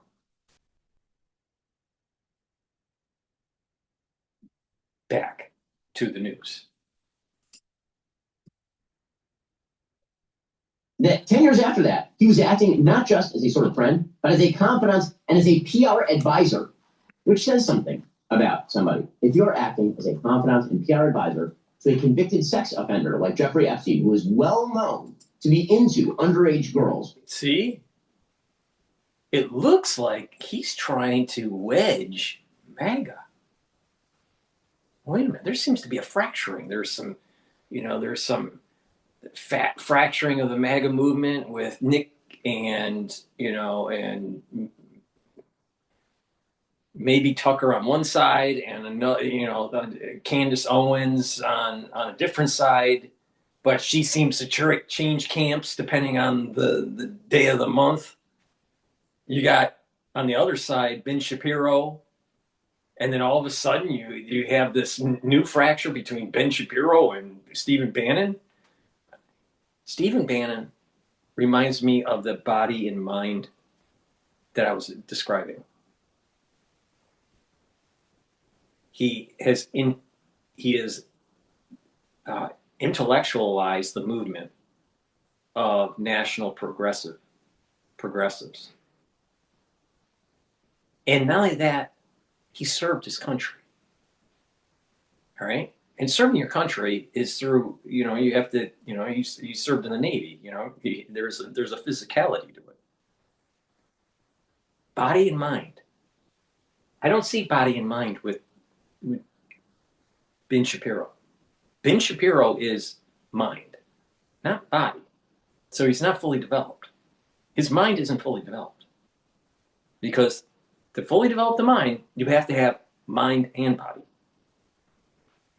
But here again, we have a further fracturing of the MAGA movement because Ben Shapiro pushing an agenda that may not necessarily be America first.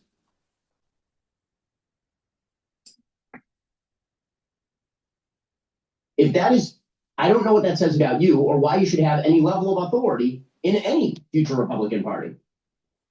Meanwhile, Trump continues to face questions on his relationship with Epstein, with many latching onto an email from Epstein where he wrote that Trump knew about the girls. Earlier this week, when asked about that email, he appeared to cut off a female reporter and call her Piggy. Take a look. What if you could taste the movies? We turned that idea into an $11.3 million business with Wix. One movie night, we were. You gotta find out how to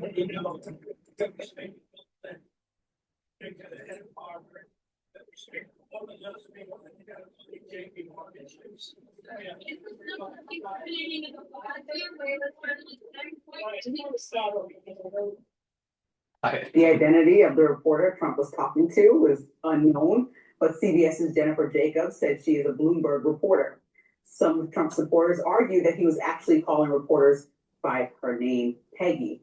but Democrats weren't buying that argument and quickly condemned Trump for the comments. Washington Senator Patty Murphy, writing on X, quote, "What a disgusting way to talk to a journalist asking a simple and fair question. This is no way for any decent human being, much less the president, to speak. Makes you wonder why he's being so defensive."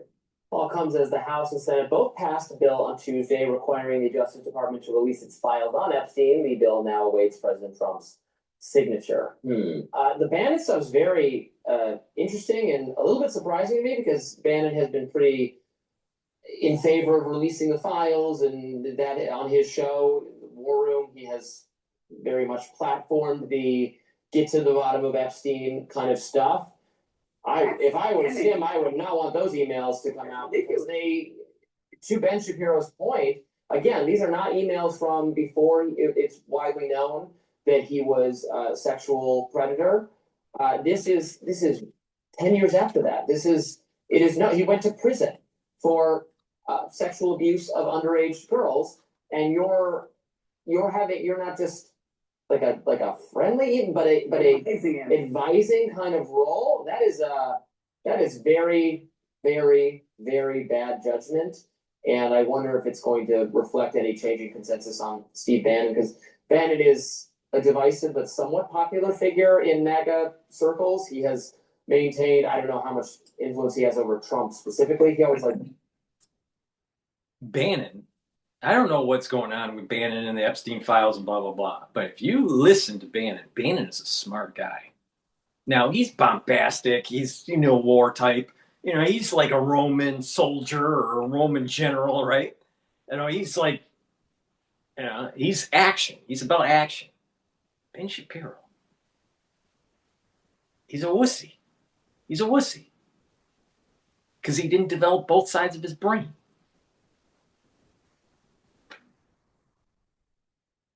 But the thing is that you're seeing this mosaic of the fracturing of MAGA now. All right? Now, why? Why?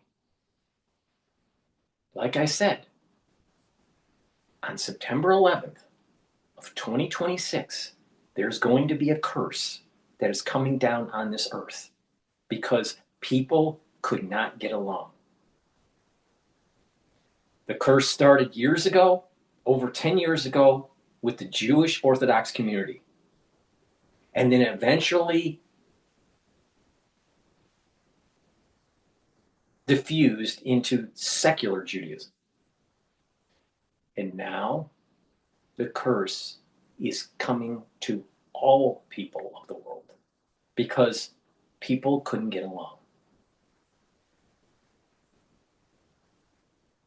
Well, welcome to the show. Better get some popcorn because after September 11th of 2026, all hell is going to break loose.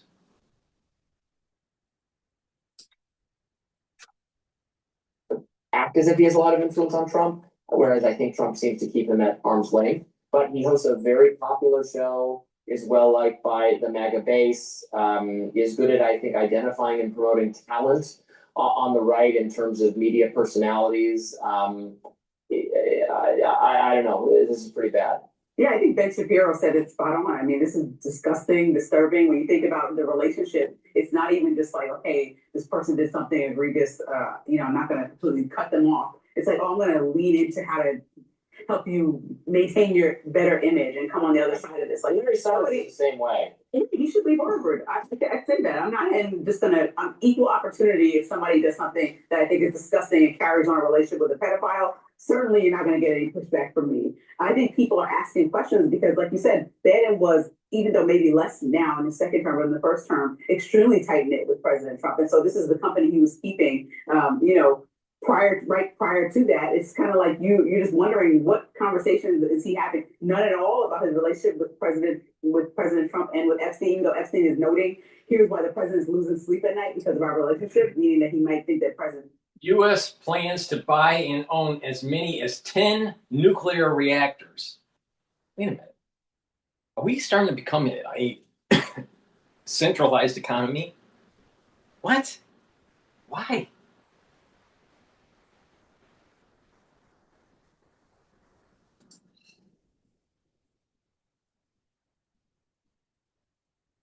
aware that his, somebody, a member of his administration is having a close relationship with a pedophile, a convicted pedophile, sex trafficker. This is just all disgusting stuff. So I think, and Bannon, for somebody who thinks that he has a pulse on what's coming next in the future of the Republican Party, that's something that This is interesting about Bannon, because Bannon has been very negative towards Israel. And he's, America first. He doesn't want the forever wars in the Middle East. He feels that the lobbying group by Israel is pernicious. And then all of a sudden this comes out. So how do we know that all this news about Epstein is nothing but a smear campaign by the Israelis? How do we know this? We don't know. But it's coincidental.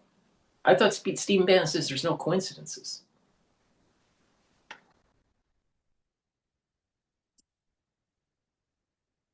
Call out and point to people that don't have a good, moral fiber, and then say that they should be leading. I don't think you can separate. So you have to have some type of moral compass, and then you also can be a leader. You can't do stuff like that and then try to say, "Oh, here's my agenda for the future." You're not somebody that I would listen to. And I think it's right of Ben Shapiro to say, "Well, let's not let him speak for the party." You said that about Fuentes. Maybe the Republican Party could be more intentional about who they're letting speak on their behalf.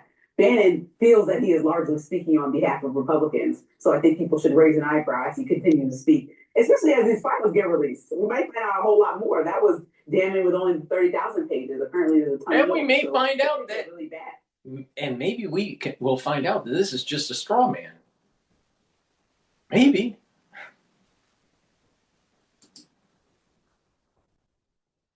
For whomever it's meant to get bad for. I just keep reading these emails and being baffled by the level of friendliness, cordiality, advising. These are, people. Bannon, a figure of the right.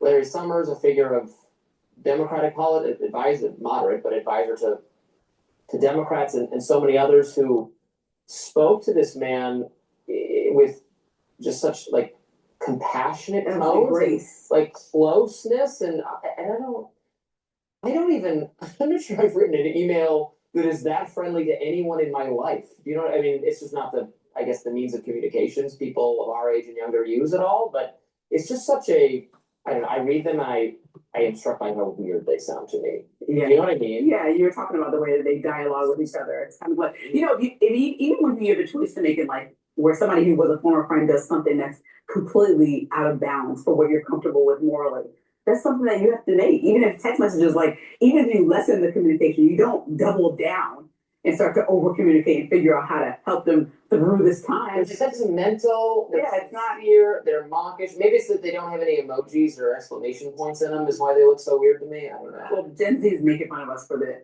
emojis and the LOL. LOL. Yeah, I'm right. You and I are the same age, so you're probably like me. LOL at the end of every message. I can't help it. Well, you have to stop. Gen Z. Gen Z saying we sound like 100-year-olds. You'll pry my LOLs from my cold, dead hands, kids, because that's how I communicate. Well, we have a lot more to talk about on Rising. You guys stay with us. Please go to my store, the-studio-reykjavik.com, and get the zeolite. This will help to detoxify your body from heavy metals, toxins, and chemicals. Allows you to urinate them out within 6 to 8 hours. Take 3 small drops underneath your tongue and drink filtered water. Do that every day. And detoxifying your body is going to help your immune system and your endocrine system. C60, you can get it in avocado oil, MCT coconut oil, extra virgin olive oil. Take a teaspoon a day every day. Take it on an empty stomach for best absorption. If you work out, take it before you work out and you'll recover quicker. C60 will absorb free radicals 1,000 times more potent than a molecule of vitamin C. 1 molecule of C60 is 1,000 times stronger than a molecule of vitamin C. Soak up those free radicals, reduce the stress in the cell and in your tissues. You'll have more energy, your mitochondria will be healthier, you'll have more ATP, the cells and the tissues will perform better, your endocrine, your immune system will perform better. Soaking up free radicals at the vascular level will reduce the concentration of oxidized LDL, so you are reducing plaque formation. Super important. And C60 helps your your brain, helps the neurons, boosts up that ATP levels, improves the health of the mitochondria.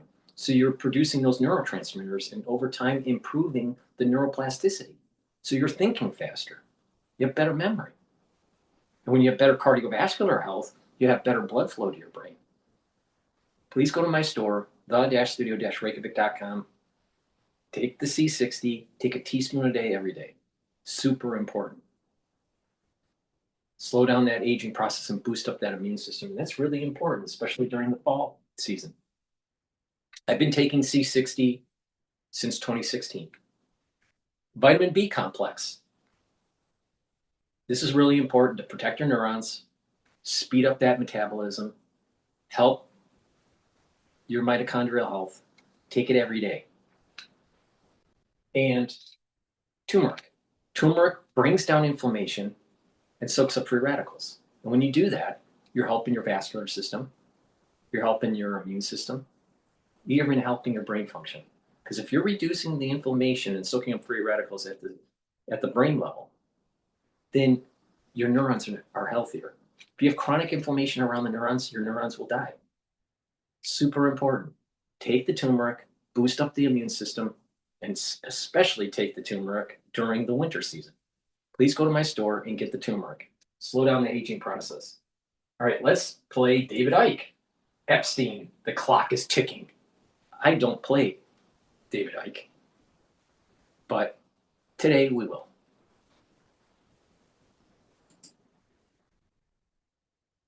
Into the whole Trump thing, what's been coming out and where is this going to lead to? Yeah, in terms of Epstein, what we've got is some emails that have been released by Democrats, which have Epstein talking about Trump knowing about the girls. And it also indicates that Trump was at Epstein's house in Florida for many hours with a victim, Virginia Dupre. What she has said over the years is that she never had any problem with Trump in terms of abuse, etc. So immediately, those of the left are saying this is proof that Trump's basically a paedophile and all that stuff. And on the right, oh no, he did nothing wrong. Well, from the evidence that's come out, you on the left can't say he's a paedophile. What you can do massively is connect him to Epstein as a best buddy of Epstein for a long time, and the pictures support it.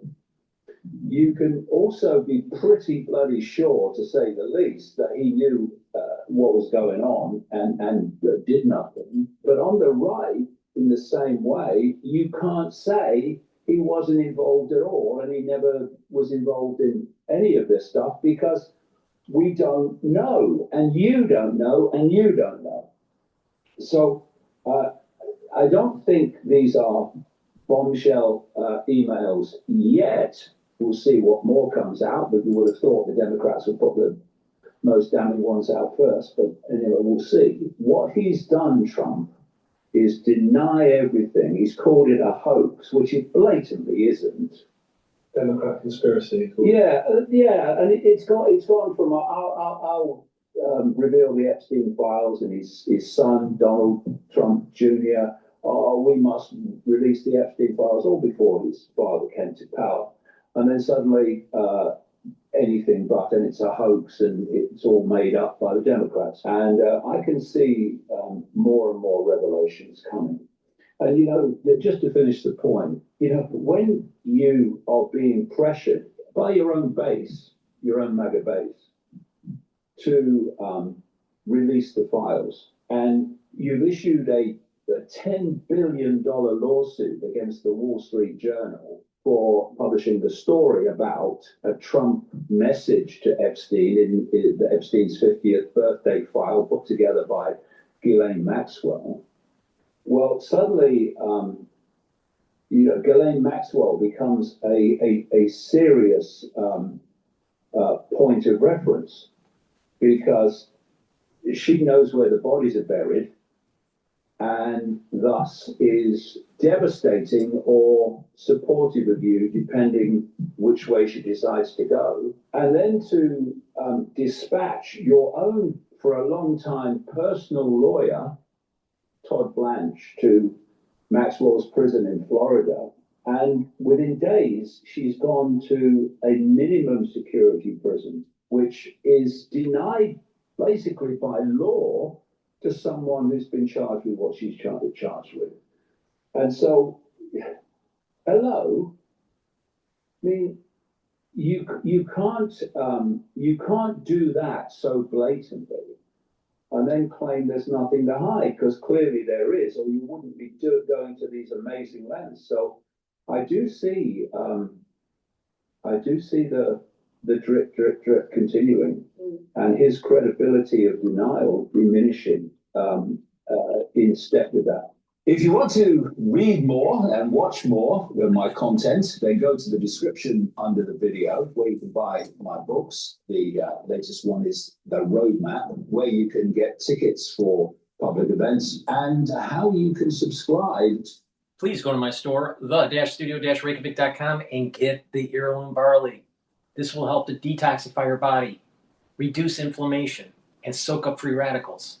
This is very powerful.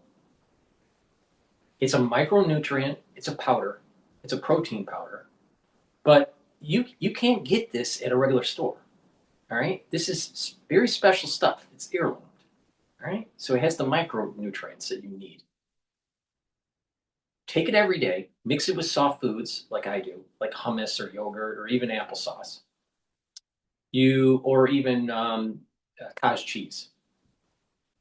Or you can mix it with just water.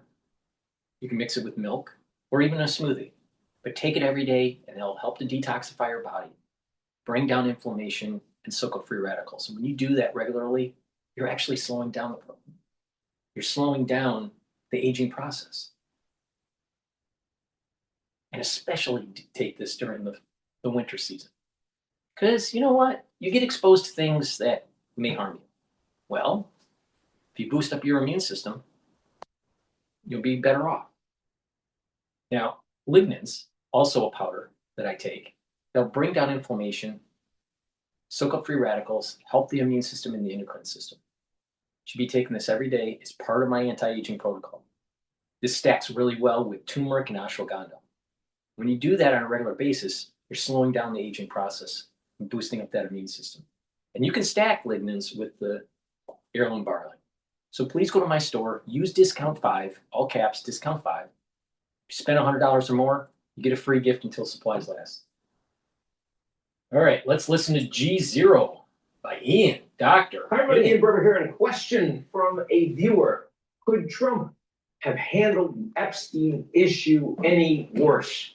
Well, there's always worse. You're clearly not imaginative enough. No, the easy way he could have done it worse is when suddenly it was clear that he was hemorrhaging Republican votes in the House to stick with his opposition to releasing the files. And of course, what he did on Sunday night was he flipped yet again, accepting the inevitable. As they say, when they're running you out of town, get in front of the crowd, make it seem like you're leading the parade. That is exactly what Trump has just done. So the latest move was the smart one. And now all of the Republicans can vote in favor of releasing the files to the extent that they are legally capable. And of course, that is a key caveat, because now that Trump has directed the Attorney General, Pam Bondi, to open investigations into the files that he has called a hoax, into the Democratic senior leadership that has been involved and caught up in the files, like the massive funder Reid Hoffman, like the former Secretary of Treasury Larry Summers, like Bill Clinton himself, all of whom appear in the files many, many times, that certainly the Department of Justice is going to say they'll delay. And they'll take time to do the redactions, but they'll also say in an active investigation a lot of things that they will not be able to actually disclose. So it's going to feel a lot like the Trump tax releases, where he promised he's going to release them. And then, of course, he didn't. He found lots of excuses why he couldn't. He wished he could, but if there wasn't, it's just an audit going on. And with ongoing audits, of course, you can't actually then release the taxes. And this is the same thing. It's not me. It's all of these other things to ensure that we don't find out what's in the files.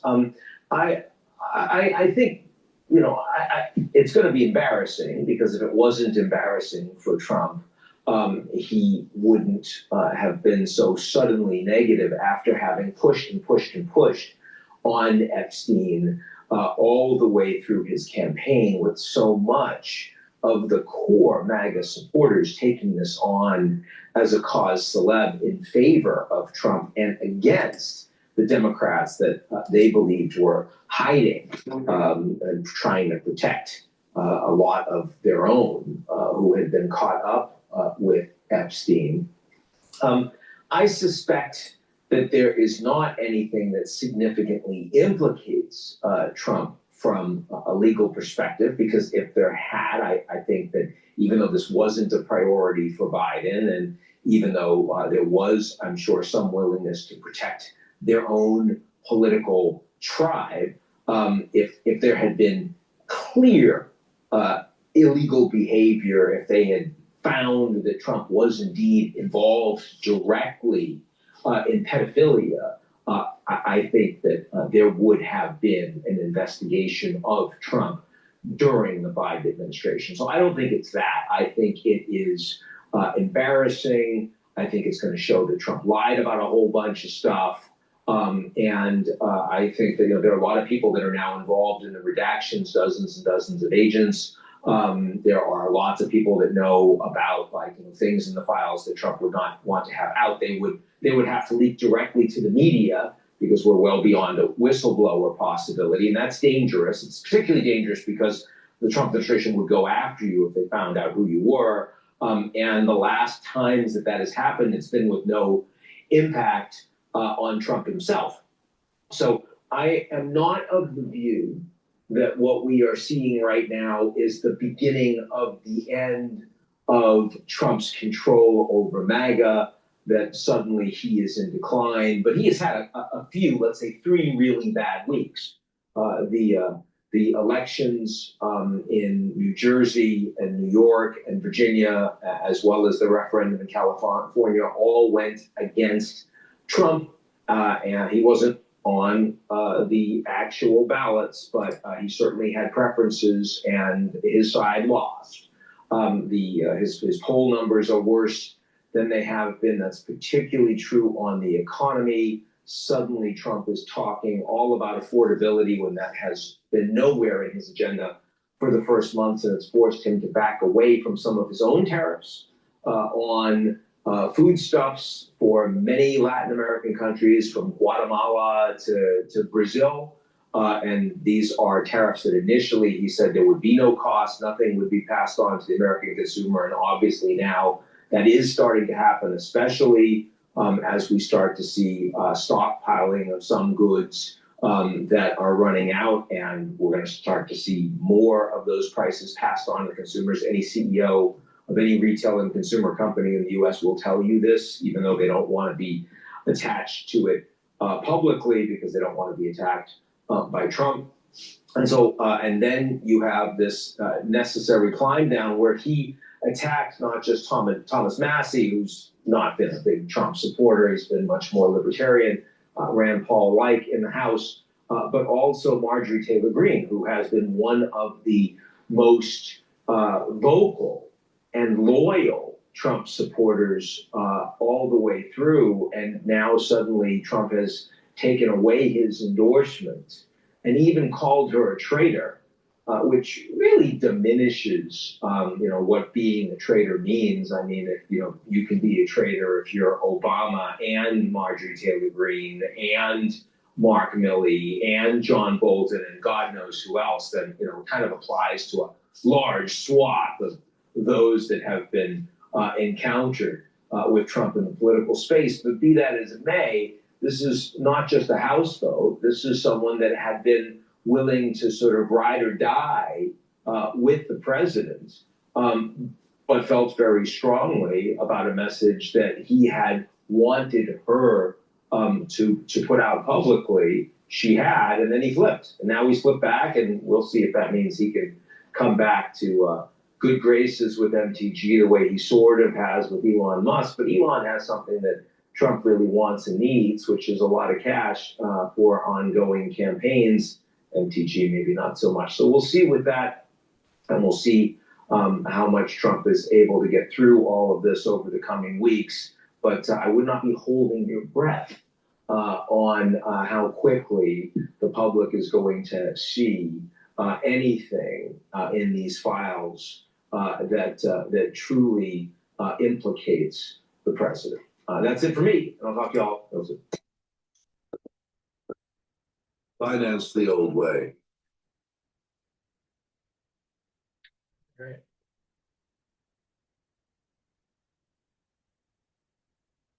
All right, we're going to go to Bloomberg here, but before I do,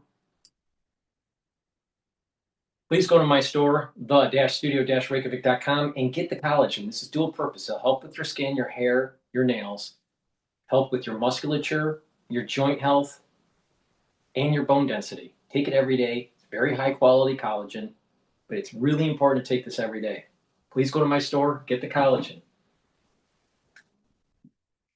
And the complete multivitamin. This multivitamin is easy to digest, and you'll be able to have the cofactors for enzymatic activity. These multivitamins that are in here are really important to help with the cells to perform their function, because these are the cofactors for those enzymes. When you have the proper conformation of those enzymes, your cells and your tissues and your organ systems will perform the way they're supposed to. And when that happens, you have healthier tissues, and it's slowing down the aging process. This is a foundational part of the protocol. Get the complete multivitamin. This stacks really well with the probiotics, but you can also stack it with other supplements that I have, like the collagen. So please go to my store, the-studio-reykjavik.com, and another trick to improve your skin is to take the collagen, drink about 32 to 64 ounces of filtered water throughout the day, and take vitamin C with the magnesium from my store, and they will cross-link and improve your dermal layer. So please go to my store, get the collagen, get the vitamin C, drink the filtered water, take the multivitamin, use discount 5, you get $5 off any order, and if you spend $100 or more, you get a free gift. Be prepared for the winter season, please. All right, we're going to go to Bloomberg. Going to make that all that much harder to do, but they could try. Well, Jeannie, you hit on one thing that I did want to kind of ask about, which is the survivors, as they call themselves, haven't gotten a whole lot of play amidst the talk about will he or won't he sign, what is he going to do with the DOJ, that sort of thing. But they were the center of attention for the likes of Marjorie Taylor Greene and others who have been pushing for this. And they were actually, in fact, the center of attention, arguably, for Representative Higgins, who said that he voted against it because he was worried about the disclosures hurting the survivors. So where do you see that going from here? We're obviously focused on the procedure of all this, but are we going to be hearing more from the survivors, you think, in the days to come? I do think so. They have waited so long to get any relief. They suffered in silence for so many years, and they have been pushing for this. Their attorneys worked with Congressman Massey, worked with Ro Khanna to get this bill put together. And I think, when we talked about it, it was, it's a discharge petition. Those never go anywhere. The fact that they pushed this, and I think I agree with Massey and Khanna, it's really on the work of these victims that they were able to push this over the line in the sort of triumphant, victorious way I don't think any of us imagined. And so I do hope that we hear more about them. this is what they've been asking for, that what happened to them not be forgotten, and that the people who either were a part of it or who turned the other way and apparently are prominent members of our society even today have their reckoning. And I think that we will hear, I hope we hear more from them about that. Well, there's an interesting ad that's on the air that involves the victims themselves. I don't know if you guys have seen this, but it's kind of interesting that it's coming from Reid Hoffman, who has been linked to Epstein in a series of reports, and even the president of the United States has called on him. Reid Hoffman posting this ad on Twitter, writing, "The Epstein files must be released in full. Tonight, I supported World Without Exploitation," behind the ad, "to run this ad on Monday Night Football."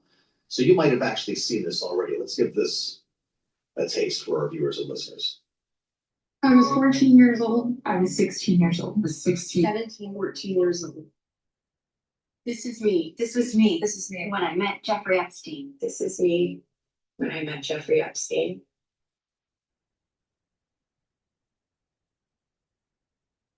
There are about 1,000 of us.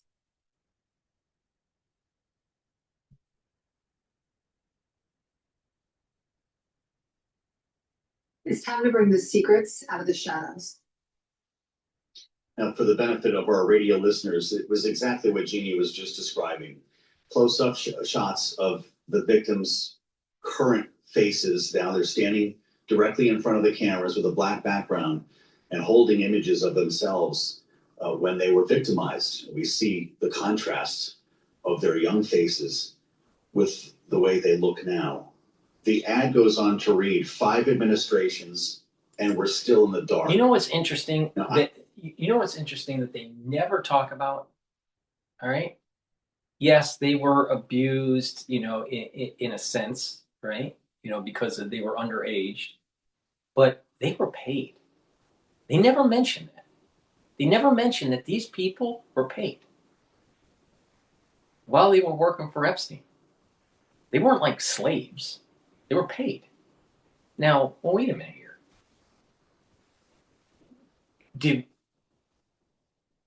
Is this activity by Epstein atrocious and illegal in the United States? Yes. That's probably why they had the island, right? Is it morally wrong? Yes. But you have to, when you are Bloomberg or MSNBC or CNN or whoever, the question needs to be asked. Yes, you were underage, 16. Some people said they were 14 when they met Epstein, but when did the actual activities happen? Who knows? So they were underage, but were they paid? And how much were they paid? I would like to know this, because this idea that they were slaves or something, right? That's not really what happened, based on what I understand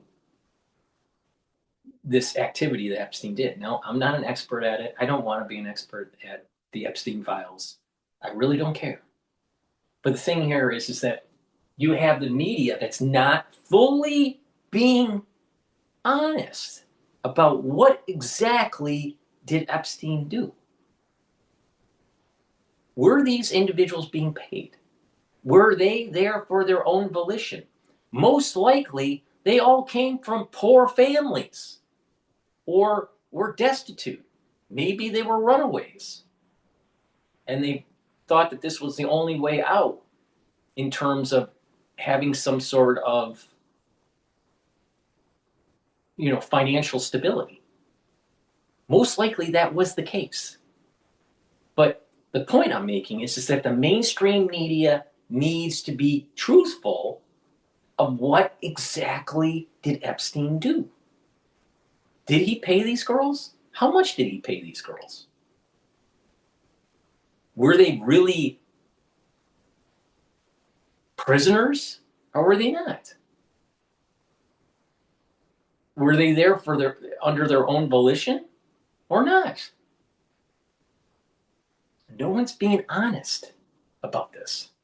Now, does that mean that Epstein is lily white? No, absolutely not. Does it mean that what he was doing was wrong morally? Yes. But the thing is there's another part of the story. These women were paid. Now, that doesn't absolve morality. But the thing is that why did they stay? Some of these people stayed for years. How much did you make? Why did you stay? Oh, I was afraid, or whatever the story is. But no one talks about that part of it. They only say, here's the list. These are the people that were implicated. And these were the ones that were underage, that were involved in the network, the 1,000 network of these women. Okay. But exactly what did they do? And why did they stay? And how much were they paid?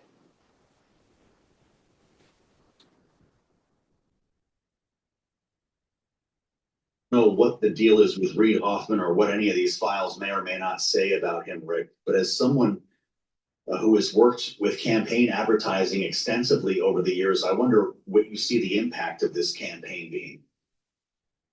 Yeah, look, this is a very powerful ad. I think that it reminds us that this Epstein controversy has been in the public domain for almost 25 years. And so it's sort of a subtle reminder that just because it's been around so long doesn't mean we actually know much about it.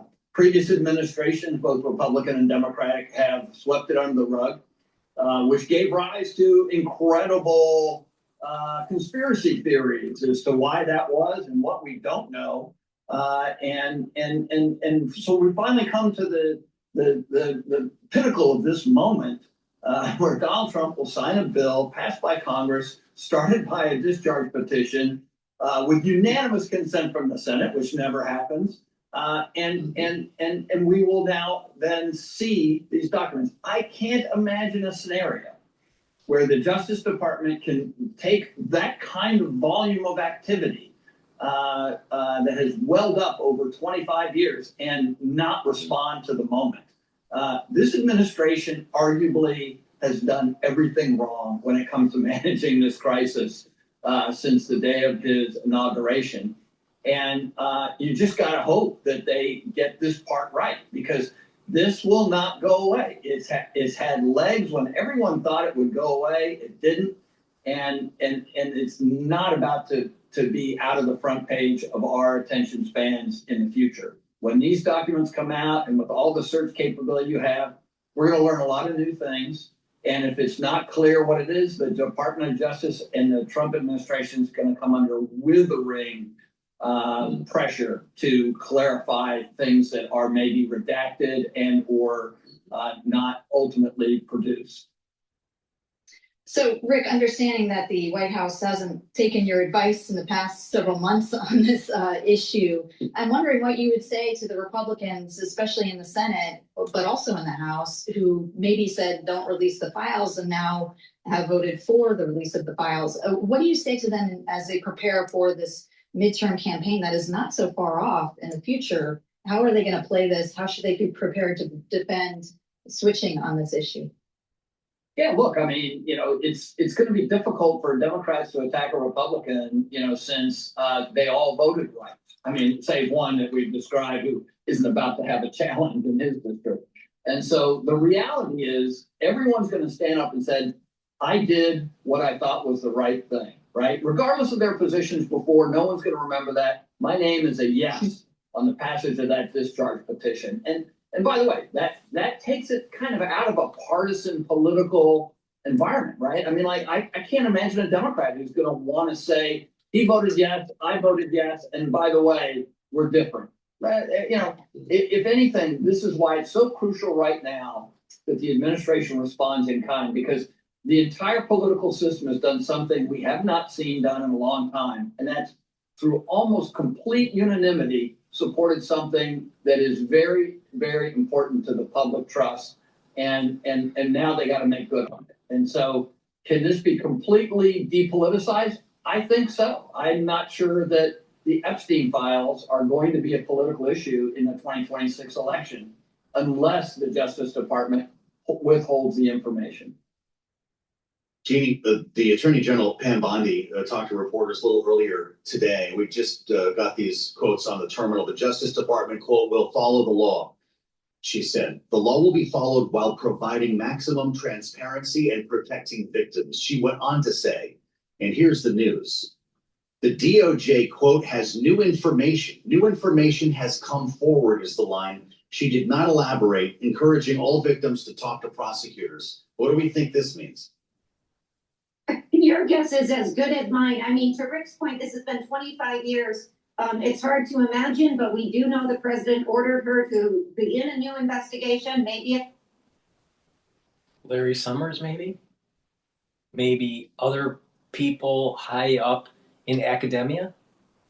Presidents, professors, Alan Dershowitz, maybe? Who knows?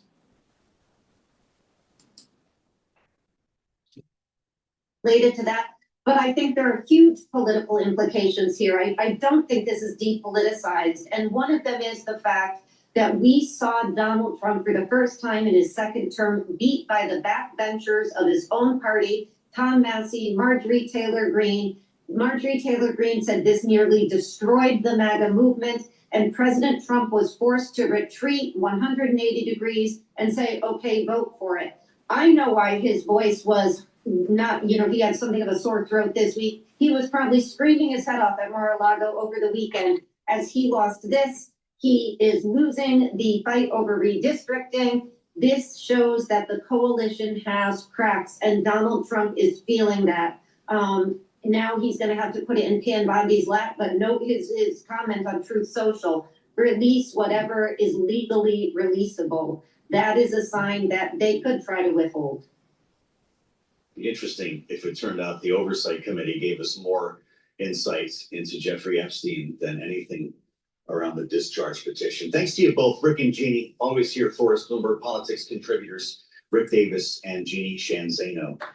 Please go to my store, the-studio-reykjavik.com, and get the drops. Structural nano silver drops for the winter season. You can get it in honey and lemon, cherry, and also blueberry. Very effective. The moment you have that throat irritation, take them right away. Get a few bags for your household and for work. Again, be prepared for the winter season. Please go to my store and get the structural nano silver drops. Use discount 5 and you get $5 off. If you spend $100 or more, you get a free gift until supplies last. Omega-3. Omega-3 is super important for your cardiovascular health. Helps to improve your lipid profile, helps to bring down LDL levels and increase your HDL levels. Brings down inflammation. And when you do that, you're reducing plaque formation. Super important for your cardiovascular health. And omega-3 reduces the stickiness of your red blood cells. Please go to my store, the-studio-reykjavik.com, and get the omega-3. And ashwagandha root brings down your blood glucose levels and brings down the cortisol levels. That's super important. When you're overstressed, you have higher cortisol levels, and that, when it's chronic, will do damage to your organ systems. You want to bring down and control your cortisol levels. Also, elevated cortisol levels chronically are immunosuppressive. You want to bring down and go into homeostasis with the proper concentration of cortisol and your blood glucose levels. Go to my store and get the ashwagandha root. And when you do that, you're going to improve your immune system and also your cardiovascular health.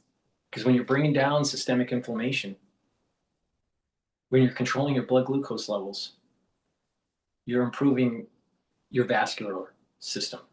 Please go to my store, the-studio-reykjavik.com, and get the ashwagandha root. Again, you spend $100 or more, you get a free gift. Make sure you use discount 5, all caps, discount 5, you get $5 off any order. All right, let's listen to Victor Hansen about the Tucker Fuentes interview.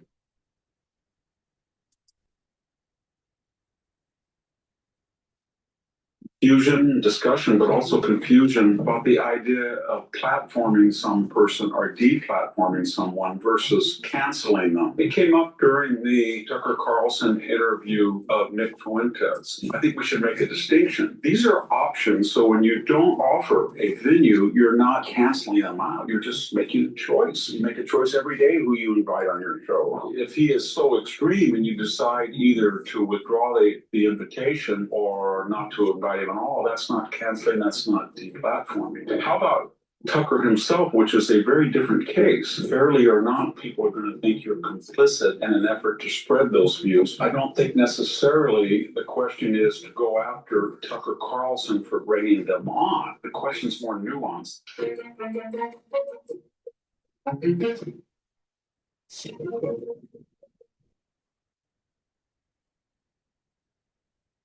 Hello, this is Victor Davis Hanson for the Daily Signal. There's been a lot of confusion, discussion, but also confusion about the idea of platforming some person or deplatforming someone versus canceling them. It came up during the Tucker Carlson interview of Nick Fuentes. I think we should make a distinction.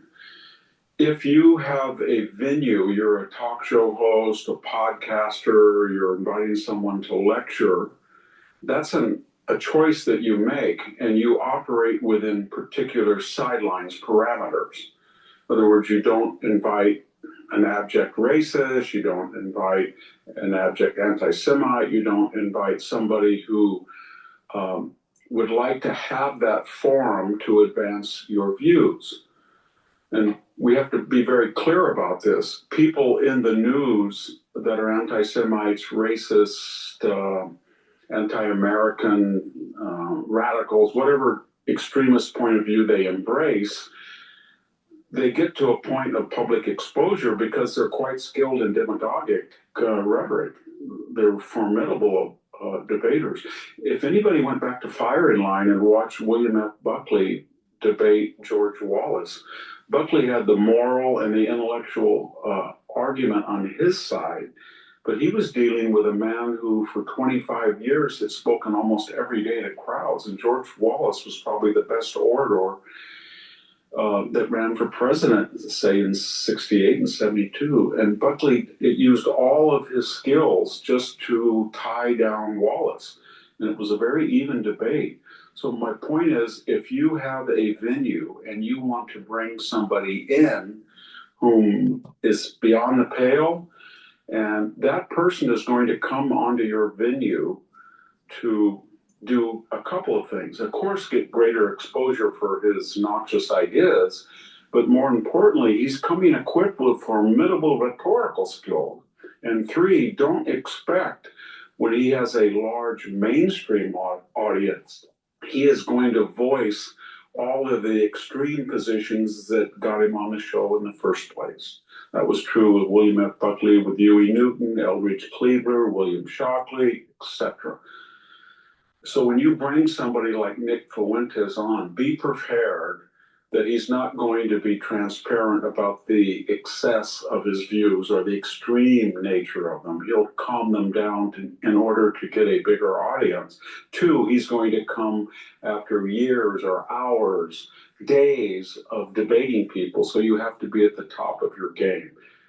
In the case of Tucker Carlson, there's no question that he's a very skilled interviewer. And when he wanted to pin Ted Cruz down, who himself is a formidable debater, Tucker Carlson did very well. I mean, it was almost an ambush interview, and he tried to embarrass and sometimes successfully so Ted Cruz. So he could have used those formidable skills to cross-examine Nick Fuentes, but he did not. Exactly. See, Nick is gaining notoriety in the podcast world, the podcast sphere. Ted Cruz is not. So Tucker Carlson's smart. He's going to say, I'm just going to have a very controversial individual on. I won't, he won't push back. and he'll get more followers. It'll be great views, great advertising. Bad journalism, but great advertising. And oh, we'll demonize Ted Cruz because, oh, you're going after, the establishment. Great for ratings, great for advertising. See, Tucker Carlson isn't being an honest broker. He's not there to tell you the truth. He's there to align himself with individuals that will grow his channel, grow his audience. It's important to pursue the truth and the virtue so we have a more robust and prosperous society. God, country, and family. The three really important pillars. So here we go. Tucker Carlson aligning himself with Fuentes by not pushing back like he did Ted Cruz. But what is interesting is Nick Fuentes started talking trash shortly after he had the interview with Tucker. The reality of the situation is most of these podcasters, including Tucker, are dumb. Deer in the headlights. Tucker has that stupid look, especially when he was on Fox. Deer in the headlights? Really? Oh.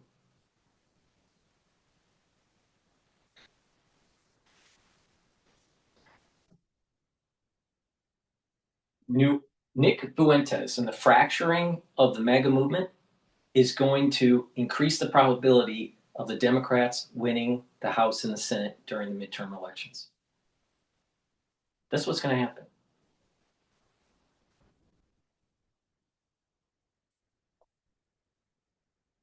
So when you don't invite Nick Fuentes on your program, it doesn't mean that you're canceling him. It doesn't mean that you're deplatforming him because he's beyond the pale. And you say, well, who are you to say that, Victor? Well, I'm not Victor saying that. There are accepted norms that you don't use the N word or you don't call for people to go back to Israel if they're Jewish, or you don't make fun of people's race in the public sphere the way he did. You can do that, of course, under the First Amendment, but you're not like for example, all right, Nick Fuentes talks trash about Jews. All right. Now, Nick's, trying to portray himself as some sort of apple pie American. I guarantee you that my family has served in more wars than his family. It doesn't get more apple pie American than being one of the 55 people drafting the Constitution and ratifying it for the United States. Nick Fuentes' family wasn't in the room. He doesn't have the pedigree, but he thinks he knows it fucking all. Beware of people like Nick. Beware. But he's also saying things, certain things that Americans need to pay attention to. And that is over manipulation of our legislative branch and executive branch, but an over manipulation of our legislative branch by foreign nationals, and over manipulation of our legislative branch by multinational corporations. So when he's saying that the Jewish lobbying group, the Israeli lobbying group, the Zionist lobbying group is manipulating affairs in the legislative body of the United States, he's right. He's right. But there are many Jewish people in this country that are America first and not Israel first. And they have the pedigree Nick Fuentes doesn't have the pedigree.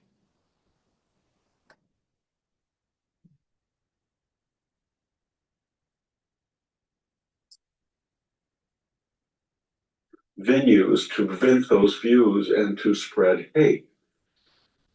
Second thing is canceling. These are options. So when you don't offer Fuentes a venue, you're not canceling them out. You're just making a choice. You make a choice every day who you invite on your show, who you talk to, where you go. But if he is so extreme and you decide either to withdraw the invitation or not to invite him at all, that's not canceling, that's not deplatforming. How about Tucker himself, which is a very different case? Tucker Carlson had a distinguished career as a journalist, as a writer, as a debater, as a conservative pundit for years. I was on his show for 6 or 7 years. He never once voiced anything that was remotely, I would consider, anti-Semitic. His father was a devout Christian. Maybe he would qualify as a Christian Zionist, a big supporter of Israel. He was a patriot. He had a very distinguished career. Tucker Carlson comes from one of the oldest families in California, the Miller Lux 19th century land development company. So he's been around for a long time. And Oh, Tucker, you've been around a long time. Really? Tucker? Really? My ancestors came to the United States in 1637 through Boston. And it wasn't even called Boston back then. Oh, Tucker, you're such an old family. Old family. Yeah. Tucker, oh my God, you're such an old family.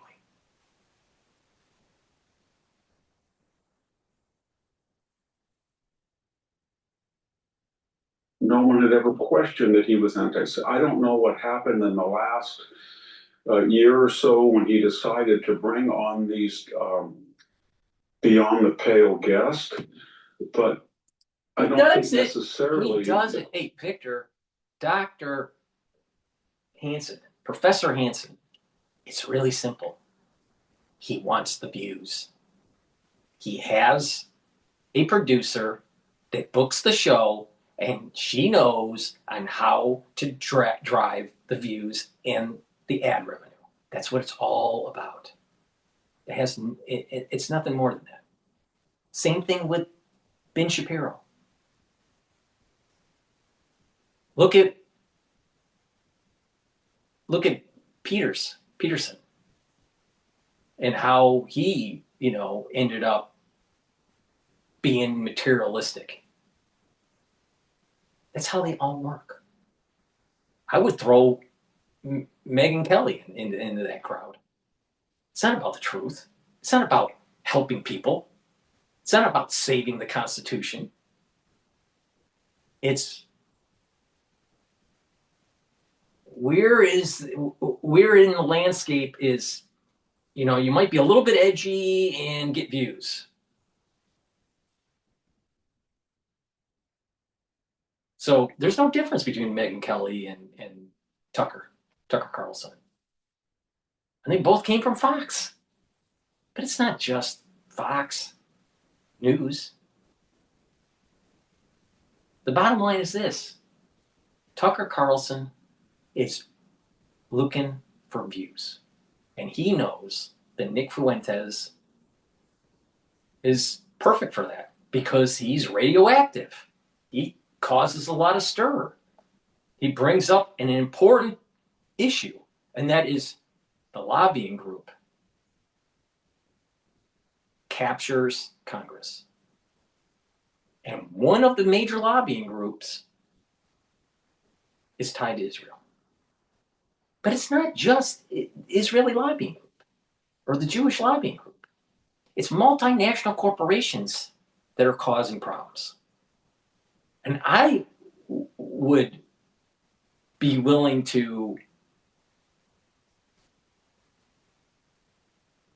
say or pontificate that there are probably other lobbying groups that are as bad or worse than the Jewish lobbying group, causing pernicious things to happen in our economy. But the reality is this: every civilization that kicked out the Jews has fallen. Every single one. Every single one. And the Jewish people have been roaming around for 3,500 years or more. If you want to add in, another 1,000 years on top of that, or so, the Hebrews, all right? But the Jewish people have been roaming around for 3,500 years. And every civilization that kicked them out has fallen. So if you don't pay attention to history, and my understanding is Nick Fuentes did not finish college. If you don't pay attention to history, if you're not educated, either formally or informally, and you have a prescription of society, aka kick out the Jews out of the United States, which is what Nick Fuentes is saying, he doesn't tell you that every civilization that did that has been destroyed. Now, why is that? If there is a higher power, perhaps you don't mess with the chosen ones. Now, what the chosen people mean isn't that God chose them. It's that they chose God.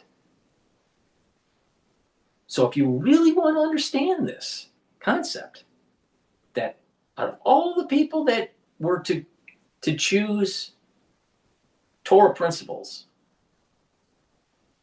throughout these different civilizations, they all said no. It was the Jews, the Hebrews at the time, that were the last ones to say yes. They chose it. They chose to follow and to learn and go through the trials and tribulations of this covenant. But they were the last ones. They weren't the first ones to be asked. But all the other civilizations said, well, we like this, but we don't like that. We'll do this, but we won't do that. Jewish people said, we'll do it all. But they were the last ones. They chose to do it. That's why they're the chosen people.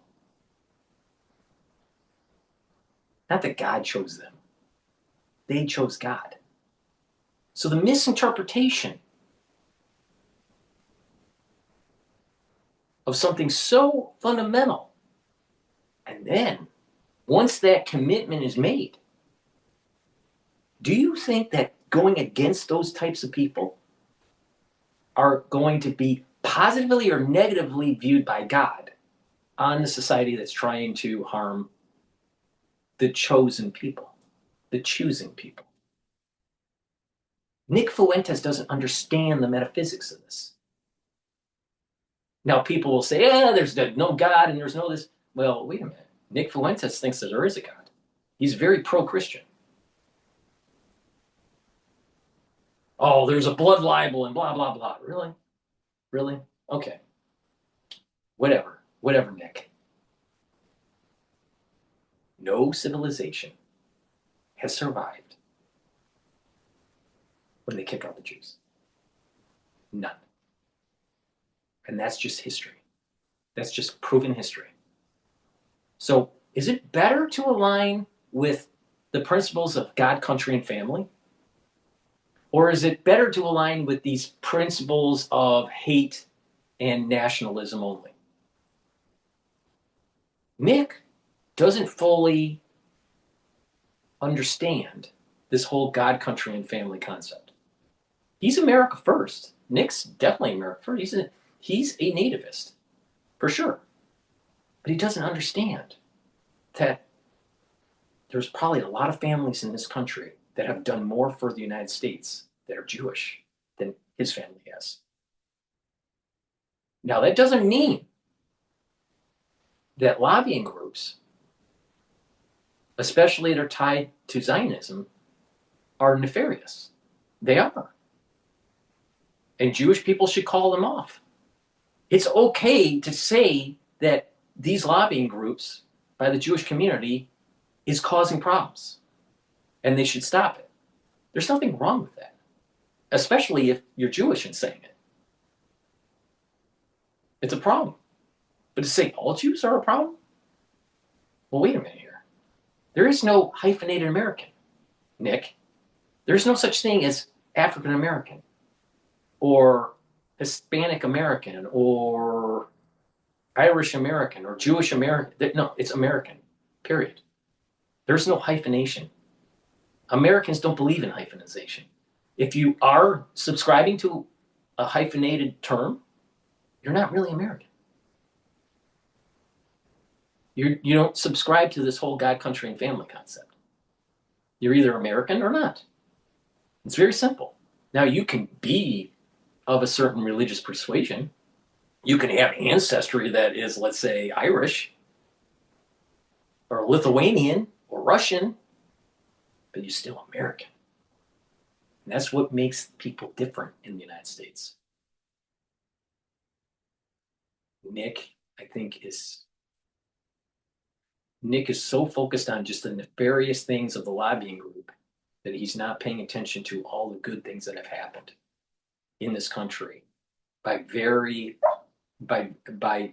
people that have sacrificed a great amount for this country. Some of them are black, some of them are Jewish, some of them are Irish, some of them are Christian, some of them are not Christian. There's a lot. But Nick, he's dancing with not just anti-Semitism or anti-Judaism, because I don't even like the word anti-Semitism. It's not even used properly. It's anti-Judaism.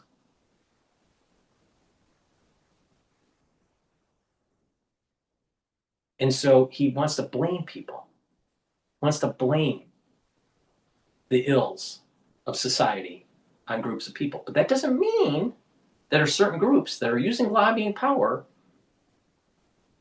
to cause disruption in American society. And we need to call them off on it. We need to stop these lobbying groups. But I think that most lobbying groups are a problem, not just the Jewish lobbying group. Most lobbying groups are problems. Now, how do you stop that? How do you stop the lobbying group? Nick thinks, oh, just kick out everybody. Really? Is that the answer? Really?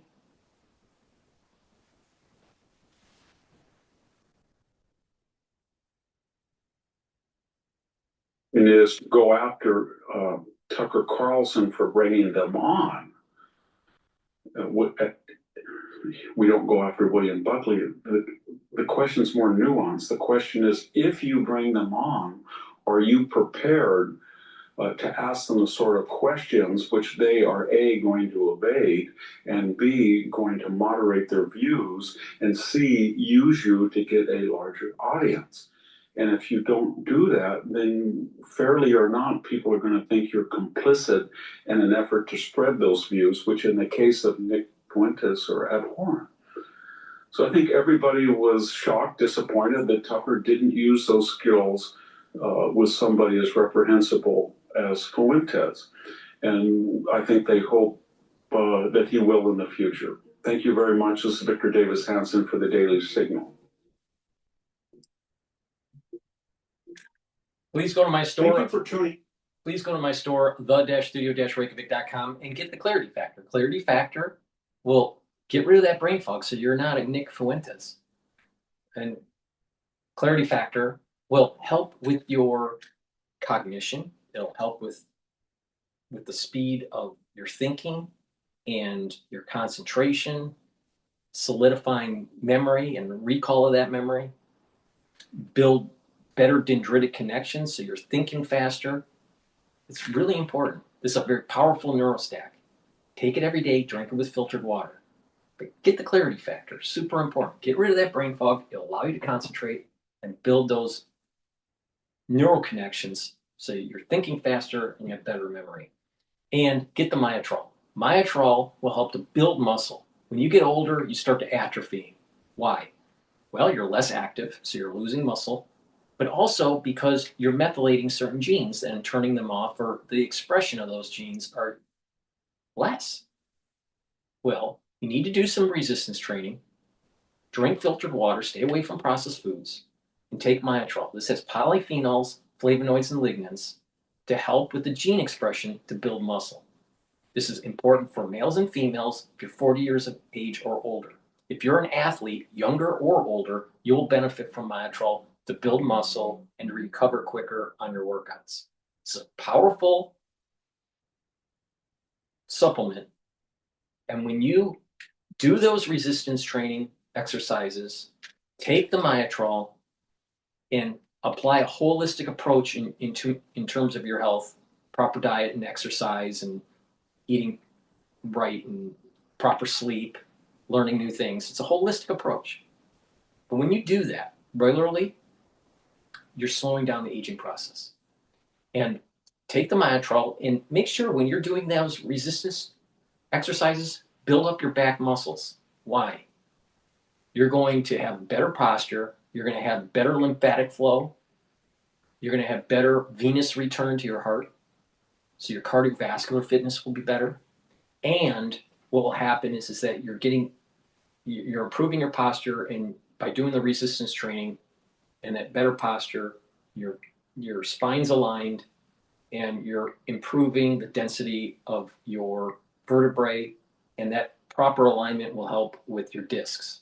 When you get older, you start crouching, you start losing density of your disc, of your vertebrae. The discs will start to compress, you start getting back pain, and it's a downward spiral. Well, you can improve that by doing back exercises, build back muscles. It's an underdeveloped area when people do resistance training. Make sure you do your back exercises, your shoulder exercises, your neck. And when you're doing that and keeping that better posture, you will have better health. Please go to my store, the-studio-reykjavik.com, and get the Myotrol. Now, would you rather listen to Dr. Paul Cottrell telling you how to slow down the aging process and how to be a better citizen, an informed citizen where you've aligned yourself with God, country, and family? Or would you rather listen to Tucker Carlson and Nick Fuentes, and they really don't have any answers? They know how to divide the country, but do they have any answers? Oh, Tucker is he has such a long history in the country. He's from the Swanson family.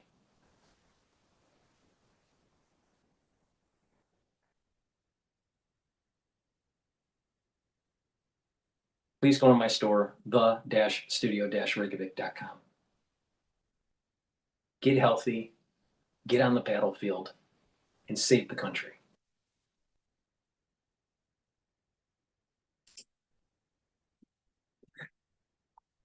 Has increased about 25% since before the COVID period, but employment in the industry has increased just about 1%.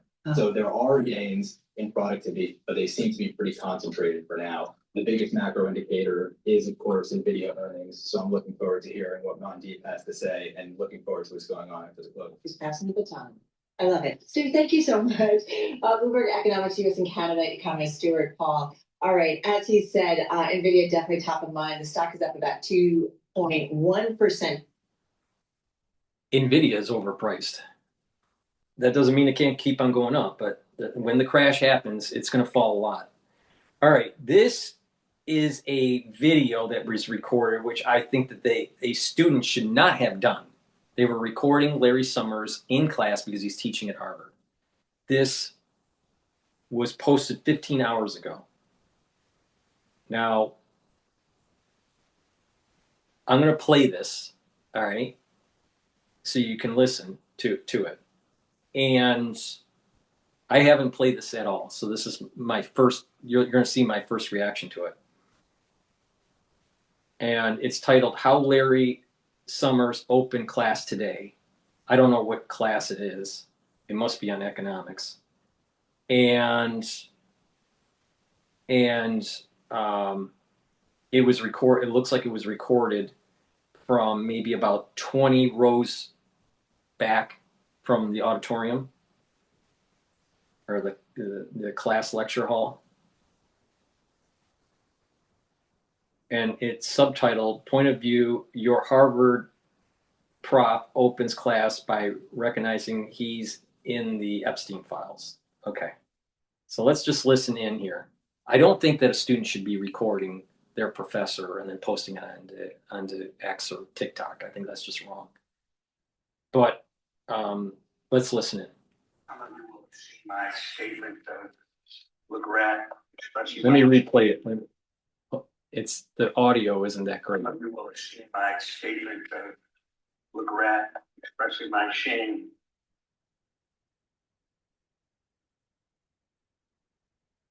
Why did it stop? Let me play it again. Some of you will see my statement of regret, expressing my shame with respect to what I did in communication with Mr. Epstein, and that I've said that I'm going to step back from public activity, but for a time, but I think very important. So we should before we talk about the material in class. All right. So that was what was said. That was posted 15 hours ago. I just noticed it on my feed. Now, I think he probably if he gets charged, he probably will be stepping down as a professor at Harvard. Now, there are many students, not necessarily his students, but there are many students within the student body that wants for him to step aside as a professor. Even Elizabeth Warren wants him to step aside, and she's not going to Harvard currently, right? She's a senator, but I suspect that there's going to be a lot of tension within the student body, and he may be forced to resign even before charges, if he is charged. But the point here is he's implicated. There's going to be an investigation, and in our judicial system, you are innocent until proven guilty. All right? So he's innocent until proven guilty. But he did have, and he admits it, that he has some sort of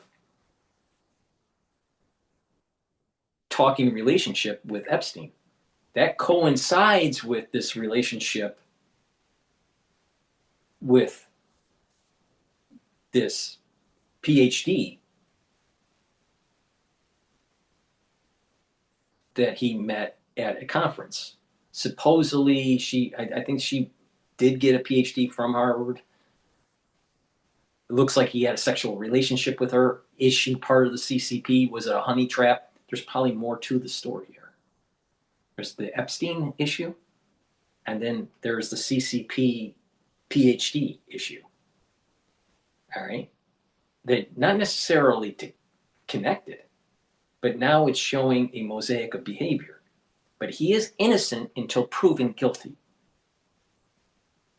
So that's important.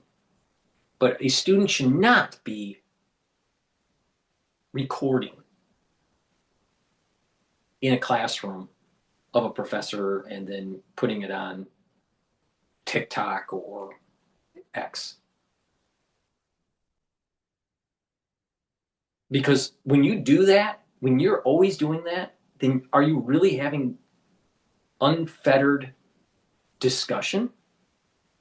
Or are you starting to prevent students from actually voicing their opinion?